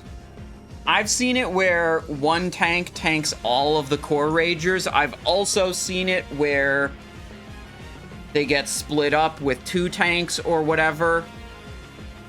Does anyone know what the actual mechanic is there? Is it like, I think what it is if the 2 core ragers are next to each other, they deal bonus damage. But if someone in chat knows what it actually is, that'd be great. What neat stuff are we up to today? Ask Cold Ramen Gaming. We're VOD reviewing Molten Core from both tank and DPS perspective. So there's lots of tips and tricks to learn here. And if you're joining us part of the way through, all these tips and tricks are being loaded onto the Discord here in the FAQ channel. Molten Core boss tips and tricks. They enrage when they're close to the boss, or they're enraged when they're... Okay, 2 people are saying they enrage when they're close to the boss, rather than when they're next to each other. So that would be ideal if both the core ragers were on the off tank. I mean, I think you could probably... Like, I've seen it happen before, where one tank just tanks everything and it's fine. But you can also split them up, I guess. The horn glowing red. Okay. Let's back it up.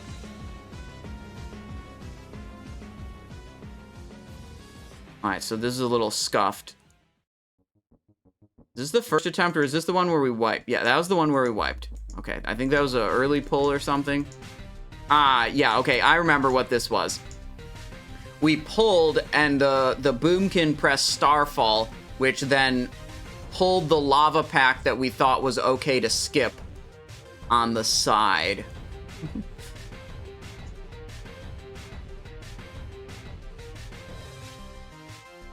So then we wiped, and then we came back in. Okay, so this is actually not a good example of the tank strategy, because we had me tanking the boss and one ad, but you guys are saying that the ads are, like, enraged when they're near the boss. So this is not actually what you want to do. But overall, Golemagg is not that complicated. Like, it actually just doesn't really matter what you do. Like, look at how much damage I'm taking. Fucking nothing. I'm not taking damage. I could be tanking all three of them, like, probably. Oh, I got a bleed applied to me now? Okay, I'm taking a little bit of damage now. 5 stacks of some debuff from Golemagg. Yeah, whatever. Right. So, there's basically 0 mechanics on this boss. Good tip that you might not know is the boulders that fall from the sky deal nature damage. So if you want to protect against those, you want to pre-pop both a nature protection for the boulders and then a fire protection for this bullshit debuff that you get for attacking the boss. Man, they both have their horns glowing red. None of them are moved far enough away from the... Look, you can see the off-tank over there. Yeah, I mean, the, like, good DPS kills of this boss last, like, less than 40 seconds. It's very quick. This is 18 people, you know. Scorch Core chest. Oh, I think I get that in this raid. We're on Dark Mantle. Okay, so that's a tank point of view. Really, there's not much going on. Let's look at the DPS point of view. I think we did Golemagg before Sulfuron in this raid. So, you can see I've got a greater nature protection potion right there. I'm going to get a greater fire protection potion too. I've already got 5 combo points stacked on Golemagg. They're waiting on potion cooldown. Nature and fire are active. Okay.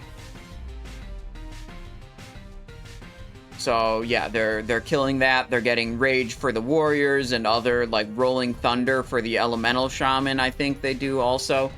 Here we go. This is, I believe, the rank 1 world rogue for Golemagg.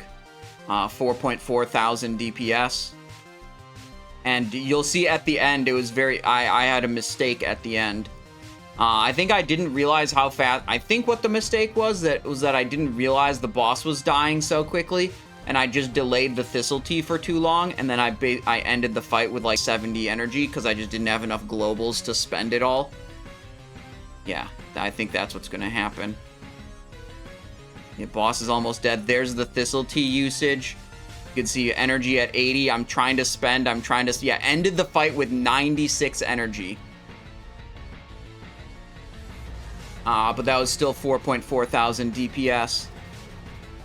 Yeah, and then I basically just, like, I didn't even care about the boulder dropping because I have the nature protection potion up, so it just didn't matter.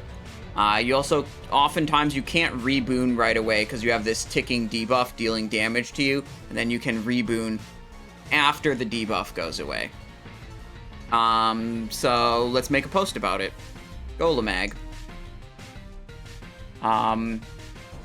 The falling boulders from the sky deal nature damage, and the stacking debuff you get from attacking Golemagg deals fire damage, so you can pre-pop both greater nature, capitalize, nature protection potion, as well as greater fire protection potion for this boss.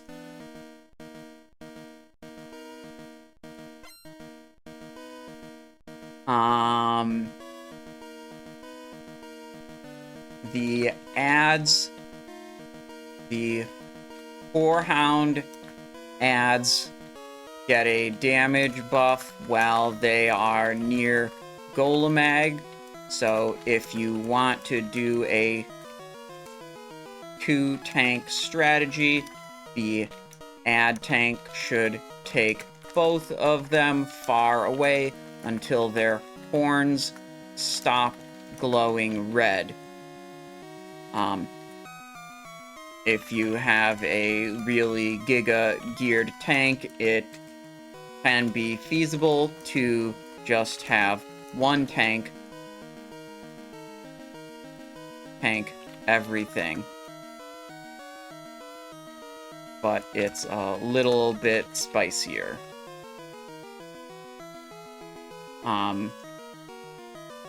Not a lot of mechanics here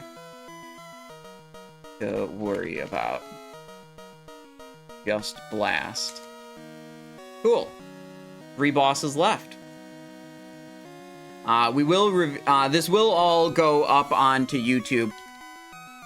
Try to do a nice YouTube intro to explain what was going on before we started, and all these notes are accessible in the FAQ on Discord. Let's go look at Majordomo Executus. Tank POV first. We're always doing the tank POVs first. I like rogue tanking. I think rogue tanking has, in the previous phases, it's been kind of mid. It's had some shortcomings. I think rogue tanking this phase is legitimately top 2 tanks. I think Warlock tank and I think rogue tank are the top 2 tanks. Warlock tank is just extremely good because you don't have a parry chance to worry about, so you have more consistent threat generation because it's all spell based, so you don't have to worry about parries. Now, rogue tank has to worry about parries, but like rogue tank is just so good. It like takes so little damage, and it's the highest damage output tank as well. And it is able to fill multiple utility roles in your raid as well, with armor debuffs, poison debuff in an AoE application. A lot of upsides to rogue tank, I would say. Anyways. Oh, wait, I forgot something. I've got Sandstorm card equipped. We want to do that on Sulfuron also. Darkmoon card Sandstorm is a good one to equip on this fight. With 5 targets, it will deal a lot of damage. Let me put that in the Golemagg Majordomo tips as well. Darkmoon card Sandstorm is a good one to equip on this fight with 6 targets. It will deal a lot of damage. Yeah, those 2 fights, you do actually want to put your Sandstorm card on. It's very good. It'll amount, I think on these logs, it was like 4 or 5% of my damage for 1 trinket slot is insanely good. And similar to Sulfuron, I'm not focused on much other than just like pressing Fan of Knives as much as I possibly can, so I can get reliable application of both Sebaceous and Occult Poison over here. On as many targets as possible, because a lot of the both the melee and the spell damage dealers are doing damage to all the targets at once. So the Occult Poison on every target helps all the casters, and the Sebaceous Poison on every target helps all the physical DPS. They're highly impactful debuffs if you can put them on all the targets, which you can and should, and that's why like I emphasize so strongly in my rotation, pretty much just casting Fan of Knives as much as I can to get as many chances to get those applied, so I can have, you know, the highest percentage uptime. And it's still, like I said before, it's still not super reliable, but it's probably the best solution on how to debuff this many targets at once.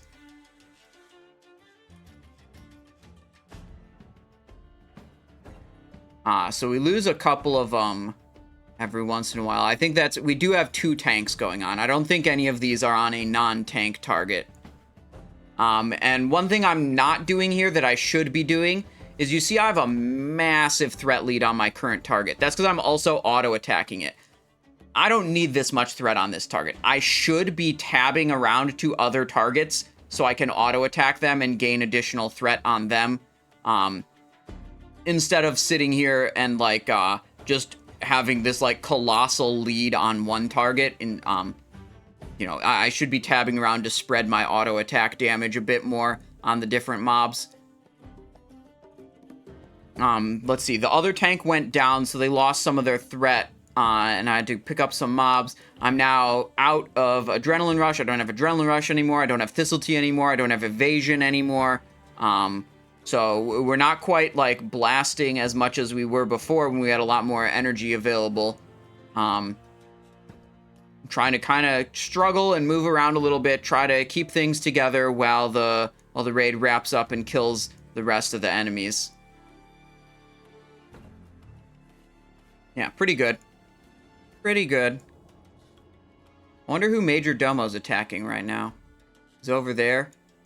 Maybe that's our second tank. Maybe it's Overshock. I don't know. Yeah, I think it is. I just saw him move. Okay, cool. Yeah, there's really nothing else going on here. So let's close that. Let's look at the DPS perspective. And the DPS perspective on this one is, well,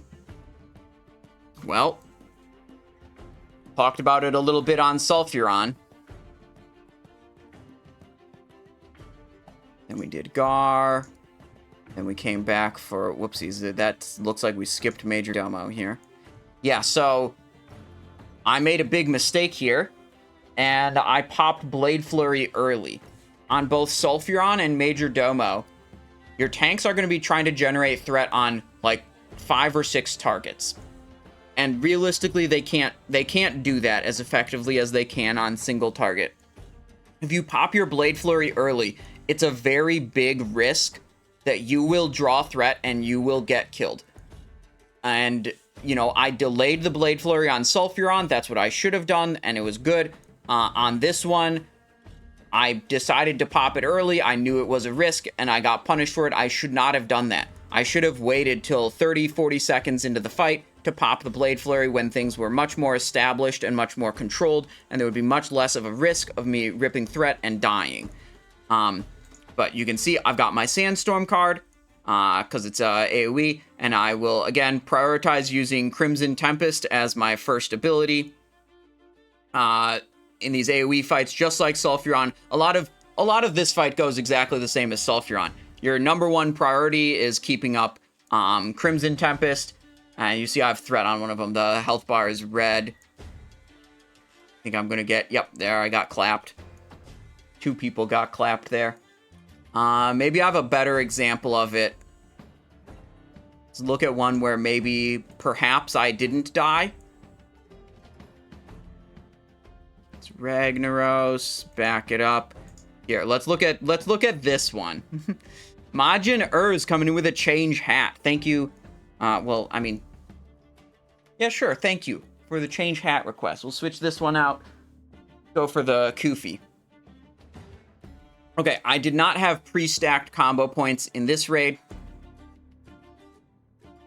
I'm also not prioritizing Crimson Tempest. Oh, no, I did cast a Crimson, but my primary target parried. So, or dodged or whatever, so the debuff didn't go up on the primary target. I don't know what I'm doing here. I think something was scuffed and making me distracted at the start. I don't know. But there's Crimson Tempest. Maybe we get back into our groove. I know this ended as like a 3.8 thousand DPS. The opener is very clearly bad here. I did not prioritize Crimson Tempest nearly as much as I should have.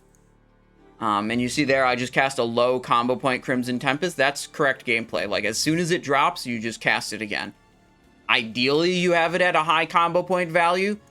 But if it's a low combo point value, you still just send it. So you have as much uptime of Crimson Tempest on as many targets as you possibly can. And another thing, when you're DPSing on a fight like this, if you tunnel vision one target, you're prone to build up a lot of threat on that target from auto attacks. It's not really important to target the same guy the whole time. You can switch targets like I did right there, just to kind of distribute your threat generation and be less likely to pull threat on any of the mobs. And you can also see I had a delayed Blade Flurry. Didn't pull threat on anything, let the tanks get everything established much faster.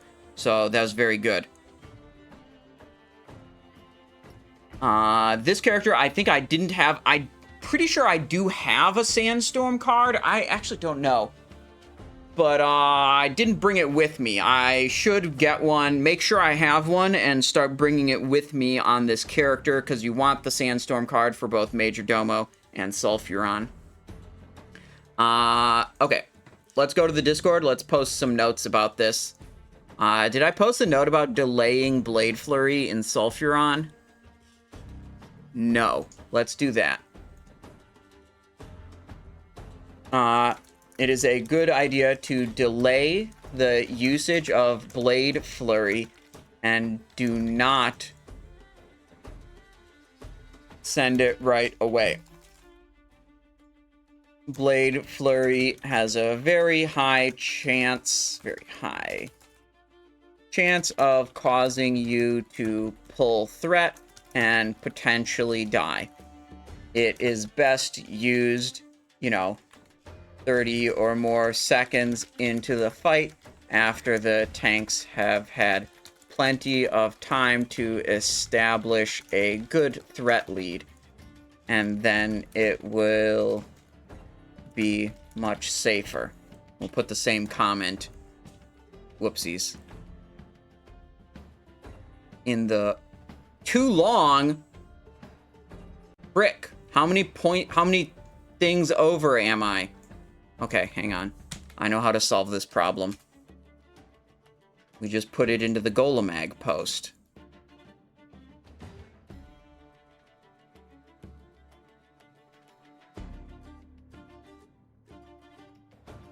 There we go. Actually, we can actually just copy pretty much all of the posts from Sulfuron about, let's see. Edit. This one we want to copy. Whoopsies. Yeah, it's basically the same advice as Sulfuron. Like this and Sulfuron. Okay, and then there was a comment about tanking for the tank on Sulfuron. Okay, then we just change it and we say as a tank on Domo.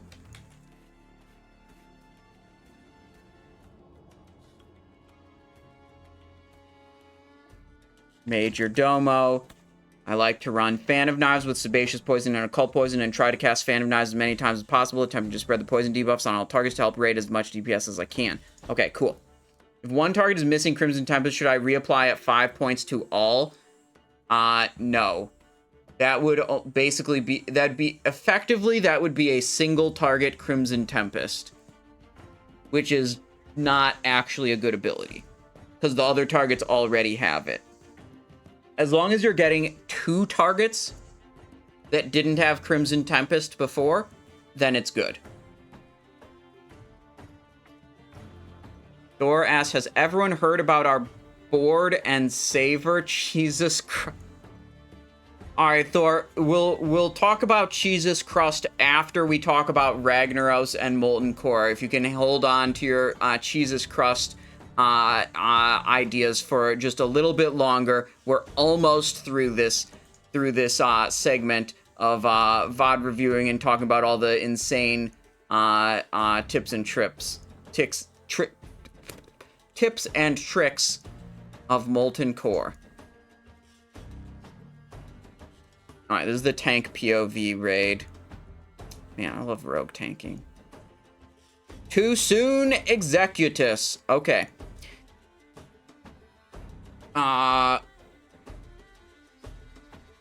Okay, he's been smitten. Okay, okay, Ragnaros things. Okay, here we go. Here's the start of it. Ragnaros things for a tank. I would strongly recommend using Shadow Step rune and Fan of Knives rune on this fight, and they're for two different things.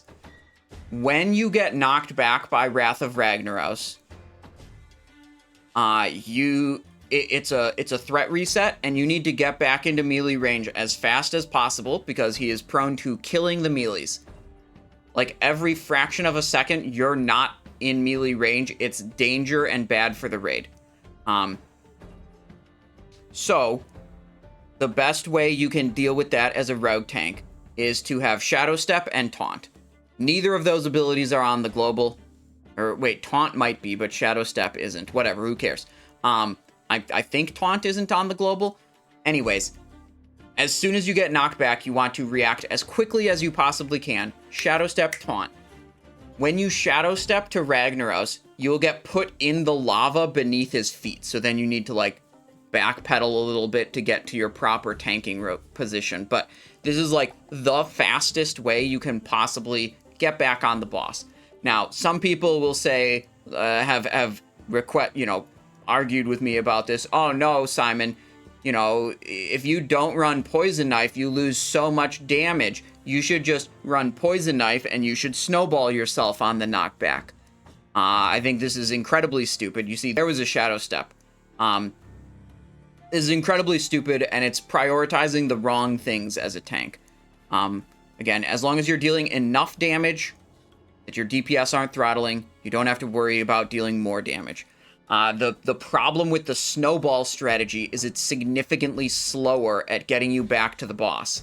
The snowball, you'll be launched up into the air, then you snowball yourself, which basically stuns you for 1 second. Then you fall back down to the ground. Then you might have to walk forward a little bit. Then you can taunt the boss. There's a big time delay between your first reaction and you taunting the boss when you use a snowball strategy. But the Shadow Step strategy has literally no delay. You should still have these snowballs ready to go, which I did not do, because you will sometimes get knocked back twice in a row before your Shadow Step cooldown is available again. But your primary method of dealing with the knockback as a tank should be Shadow Step plus Taunt. It serves your raid the best you possibly can.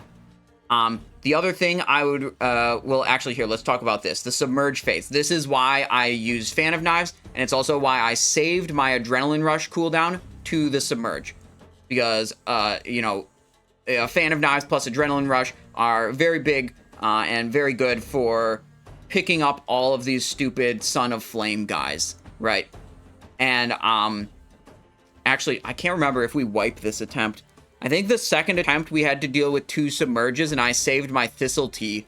I used Adrenaline Rush on 1 submerge, and then I used Thistle Tea on the second submerge. So I had extra energy to be able to hit all those Fan of Knives to be sure I could pick up all the guys. And Fan of Knives, by far, my best ability for picking these up.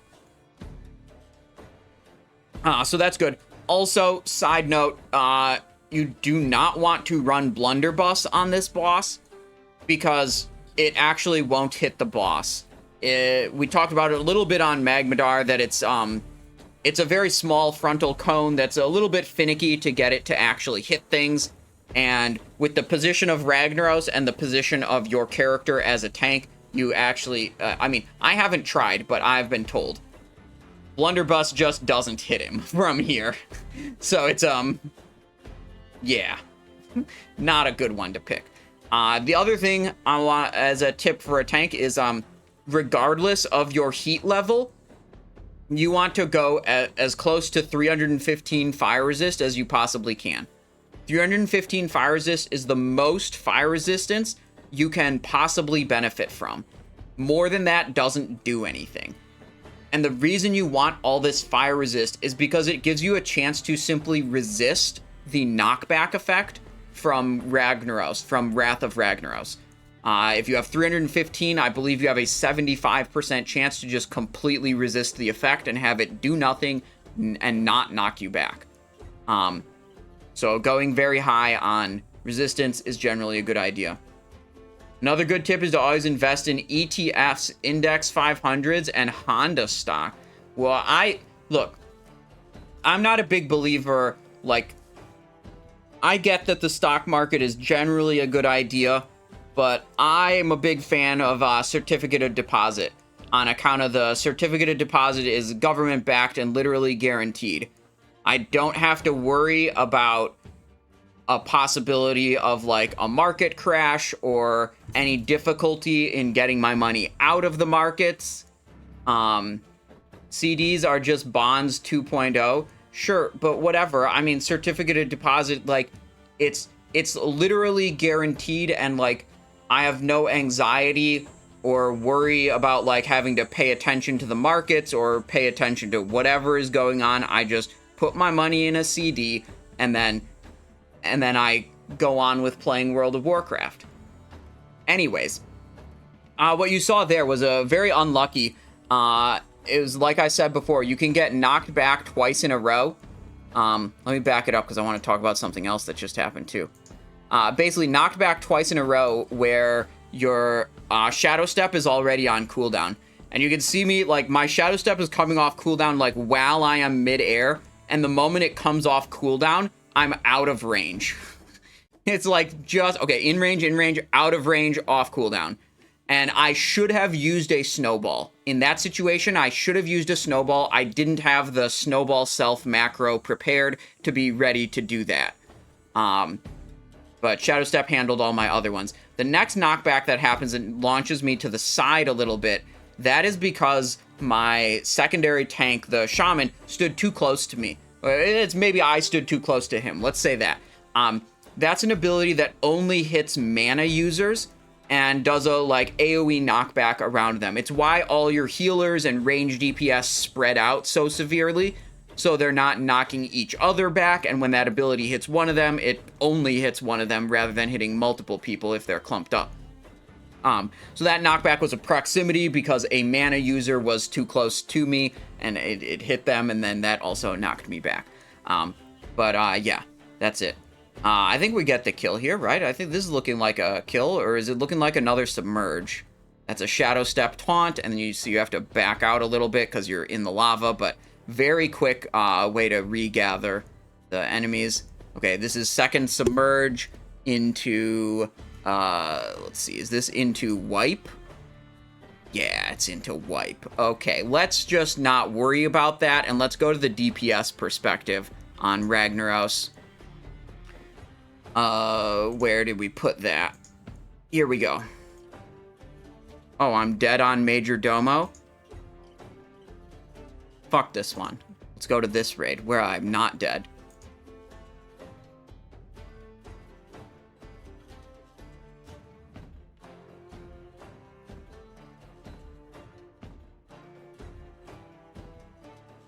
Yeah, like, I get it. I'm sure there are things that are more effective I could do with my money than certificate of deposit, but it requires me to learn what those things are, probably trust someone else that they're not going to screw me over. They're just all significantly more complicated. And, like, certificate of deposit is, like, it's just like the no-brainer. You don't have to think about it. It's literally guaranteed. If you have money sitting in a checking account, like, you're griefing, you're griefing yourself by not at least putting it in a CD. There may be better things you could learn about and do with it, but it's like, a CD should be like the default option of like, if you're not at least doing that, you're actually griefing IRL. Okay?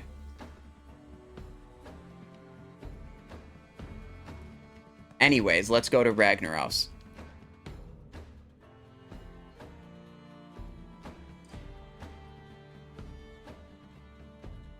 Okay, Ragnaros, when you attack Ragnaros, it will deal durability damage to your main hand weapon. So it is a very good idea to repair your weapon to full durability before you start the fight. Ideally, you actually just have a repair bot deployed near where the melee are. So in case they need to repair mid-fight, they can. But if you start with 100% durability, you usually are going to be fine. Okay. Oh, wow. I don't have world buffs in this one either. What did I get myself killed to on this one? You know what? Don't worry about it.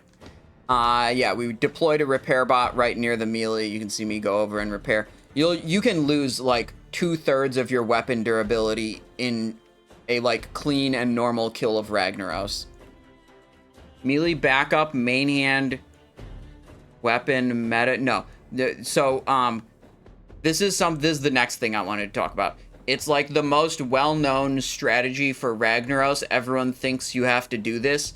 Everyone thinks you have to have all your melee preemptively back out of melee range on Ragnaros before he casts a Wrath of Ragnaros. And then sit there not doing DPS, waiting for him to cast Wrath of Ragnaros, and then go back into the boss. No. Dude, classic era players figured out that that was a boomer strategy 2 years ago. So if you're still doing that, and classic era Andes had figured out that that was a boomer strat 2 years ago, that means you're an Omega boomer, okay? We do that in hardcore? Yeah, well, hardcore is different. You have a lot of severe risk aversion strategies in hardcore. So you absolutely should not be running out of melee range of Ragnaros, preemptively stopping your DPS in an attempt to avoid Wrath of Ragnaros. That's incredibly bad. Okay? It's an insanely boomer strategy. You just stay in. All your warriors, if they get knocked back, they can intercept back to the boss midair immediately, lose like 1 second of uptime. Anyone who's not a warrior can snowball themselves midair and fall back down, lose like 2, maybe 3 seconds of uptime due to the knockback. The risk here is if both of your tanks get knocked back at the same time, there will be no tank in melee range to taunt Ragnaros, and then some of your melee might get attacked by Ragnaros until a tank gets back in melee range. But you need both of your tanks to get knocked back on the same Wrath of Ragnaros for this to have, like, any averse effect on your melee. That's it. It's incredibly rare. And then, like, maybe one guy dies, okay? Maybe one melee dies. But the effective damage loss of running out of melee range on Wrath of Ragnaros every single time, preemptively, is like 2 or 3 people dying already. Okay? It's not even close. Like, if you're guaranteeing that much lost DPS time, it's basically 2 people dead from the start. Yeah. Let me back it up real quick. I think I had a snowball myself moment. Where was it? Yeah, there it was. Okay, this is a slow reaction time, so this isn't as good as it could be. But you're going to see the Wrath of Ragnaros go off. I'm going to launch into the air. I'm going to snowball myself. I should have done that much faster, but you saw when I snowballed, it stopped my movement immediately, and I fell back down to the ground. With a 1 second faster reaction, that would have been much cleaner, but that's the idea of what you want to do. And we have the snowball yourself macro on the Discord. We'll put that in the note there. And then just like on all the AoE fights, when you have multiple targets, Crimson Tempest is what you want to be doing as DPS. I learned that these are potentially dangerous. I had never died to this in the past, but I recently died to this phase. I got too greedy, and what happened is when these guys die, they have a vacuum effect, and they pull you in and deal a little bit of fire damage. If multiple of those go off, you know, one after another, you'll die like that. That's actually the first time I'd ever died to that ability. I didn't really realize the danger potential of that ability. So, like, on voice chat, they were saying, like, melee run away, and in my head, I'm like, I've never died to this before. What's the problem? Yeah. Yeah. Apparently there is a problem, and I should have listened. So, yeah, noted. When they start getting low, get far away from them. You don't want that. Then usually, after the Submerge, your 2-minute cooldowns are going to be up again. So you can Blood Fury, you can Accursed Chalice, you can Mildly Irradiated Potion to re-snapshot your Saber Slash after Ragnaros emerges. That's the ideal time, snapshotting your Saber Slash and your Occult Poison damage. Remember, you just want to activate those cooldowns the moment before you start hitting the boss. So every application of those debuffs has your boosted attack power value.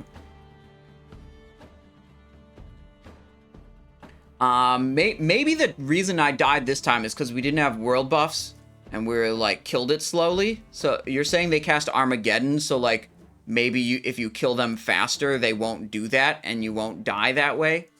Perhaps? That would make sense why I'd never died to it before, but if we kill them a little slow, then we do die to it. That makes sense. Focus one at a time and nobody takes damage. Okay. Okay, that's good to know. Okay, yeah, there's a reasonably clean Ragnaros kill. Sweet. Let's go write some notes about it in the Discord. Ragnaros. Let's see. Let's not do the tank notes first. Snowballs. Keep your snowballs ready to use if you get knocked back by Wrath of Ragnaros. The snowball stops your midair movement and allows you to get back on the boss much faster. You should not move out of melee range in anticipation of a potential Wrath of Ragnaros cast. This is a turbo boomer strategy that I do not know how it is still so popular. This forced downtime of every melee on every potential cast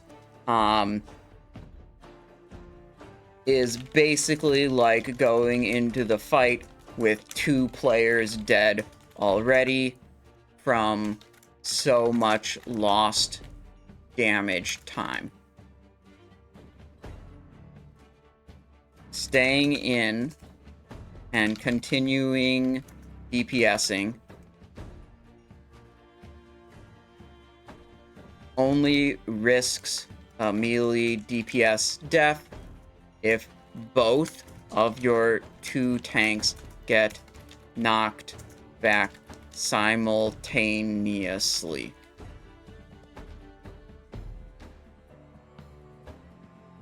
And that doesn't even guarantee that a melee dies if that happens. Okay, as a tank, I recommend running Fan of Knives Cloak Rune for the Submerge phase and saving your Adrenaline Rush for the Submerge to help pick up all the Son of Flame. As a tank, I recommend using Shadow Step as your primary method to deal with the Wrath of Ragnaros knockback. Shadow Step plus Taunt, Keys. Can get you immediately back on the boss and having him attack you instead of anyone else. You should still have snowballs ready to use as a backup strategy if you get knocked back while Shadow Step is still on cooldown, but Snowball does not get you back to the boss nearly as fast as a Shadow Step, so it should not be your primary strategy.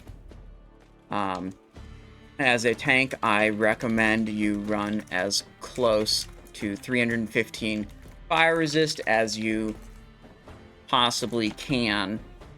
This allows you to completely can on any heat level. This allows you to completely resist the knockback effect of Wrath of Ragnaros, which is really, really good when that happens. Okay, sweet. Where do you get snowballs from? The auction house. Let's link the snowball macro again. Copy message link. Here is the snowball yourself macro.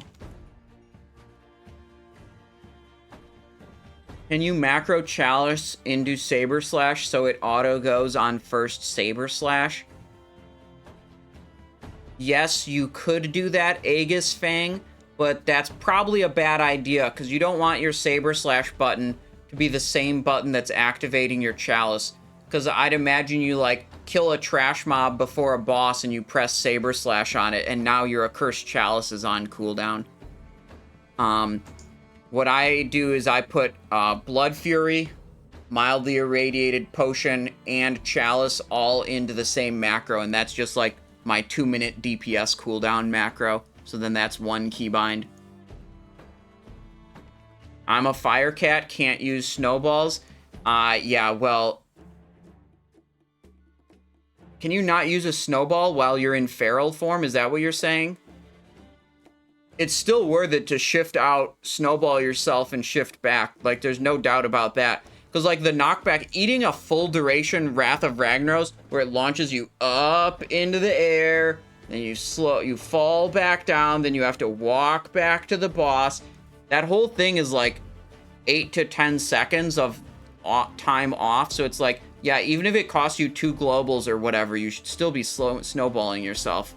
There's no shot eating the Wrath is ever the correct decision. But, oh, it's just that you're too hot and they melt because you're a Fire Cat. Okay, well, that's unfortunate for you then. I didn't know about that Fire Cat mechanic melting the snowballs in your inventory. That's, just a common Druid L. Okay. Next up, the Molten Core. Why are we all dead? Skip. This one I have very strong feelings about. I have done this multiple different ways, and my personal opinion is there is no debate about this. I've done it with a strategy where you have the melee in one stack and the range in a separate stack and the tanks in a third stack. And then basically every time Heart of Ash and Heart of Cinder goes out, someone has to move. So everyone takes damage because there's a little bit of delay before the 2 people link up to remove the debuff. And it's bad. What I recommend is the strategy we're about to do here. I don't know what's going on in this raid. Here we go. So here, you can see the positions. Let me back it up again. The hunters are a little bit back from the big clump. There's 2 tanks over there on that side. Then all the melee, all the range, all the casters are stacked together right here. That's it. So what happens with this is there's a very high probability that when Heart of Ash and Heart of Cinder go out, the 2 people that get those debuffs are already on top of each other, and no one has to do anything about that mechanic. The only time someone has to do something about that mechanic is if a hunter gets it, they have to walk 5 feet forward to right there.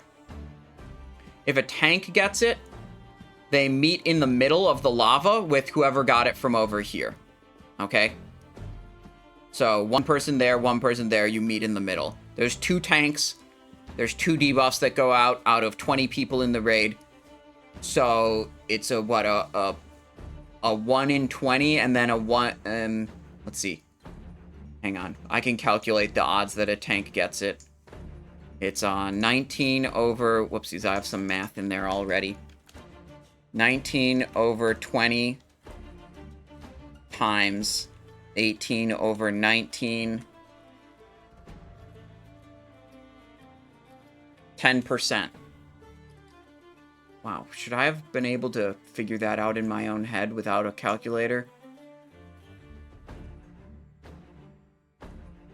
Yeah, anyways, 10% chance a tank gets it. You probably see the mechanic like 2 or 3 times during the boss fight. Very high odds that just no one has to do anything with this mechanic the entire fight with this strategy. We're gonna literally stand still, burst the boss down. You ignore all the ads that come in. You just kill the boss, and it's very simple. Everyone's stacked up like this, and really not a lot goes on. The tanks over there are baiting the meteors. The meteor should always target the player who is closest to the Molten Core.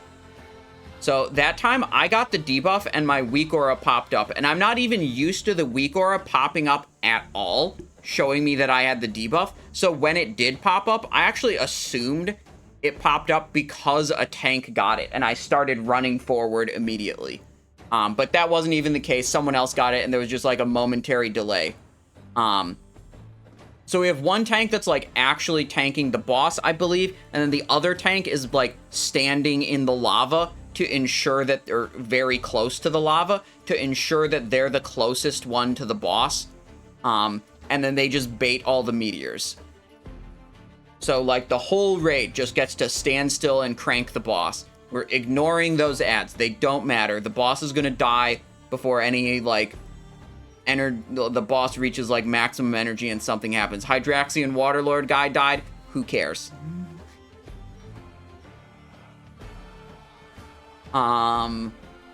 Yeah.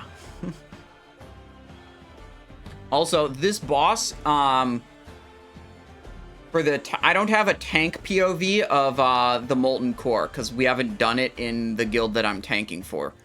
We haven't done a full, like, Heat 3 clear yet. But that's fine. But people have advised me that this boss never melee attacks you, so unfair advantage is useless, so you run Carnage. And I think there was one other rune change. What was it? Maybe that was it. Blunderbuss doesn't hit him, probably.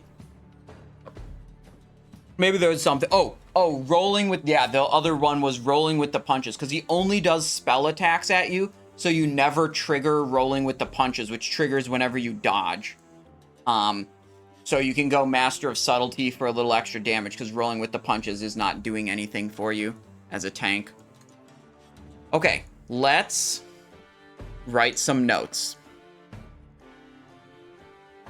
Let's actually, hang on. Let's back this up. Let's get a VOD clip of this where you can see the positioning nicely.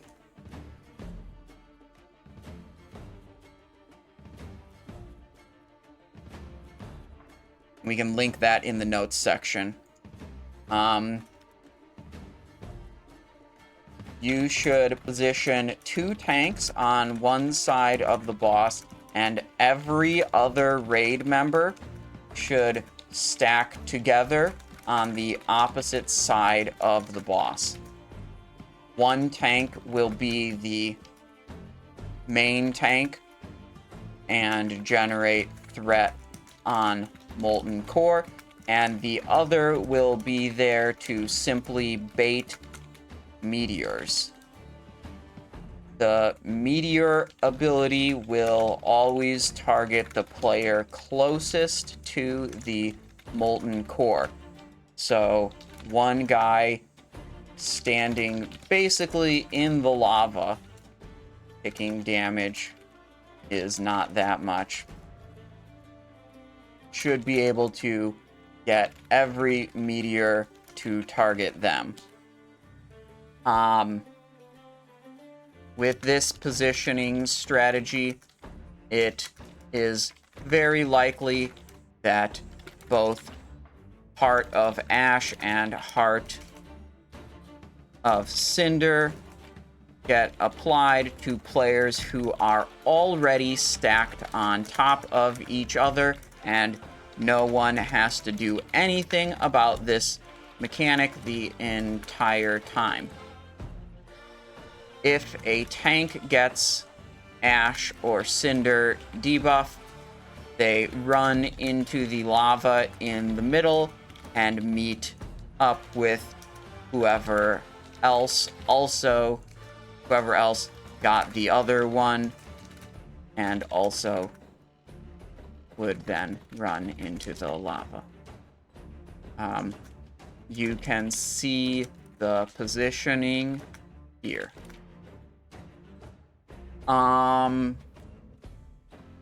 As a tank, you should remove your unfair advantage and rolling with the punches runes.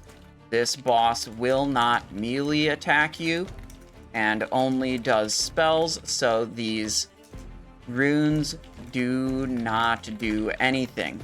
Run Carnage and Master of Subtlety instead.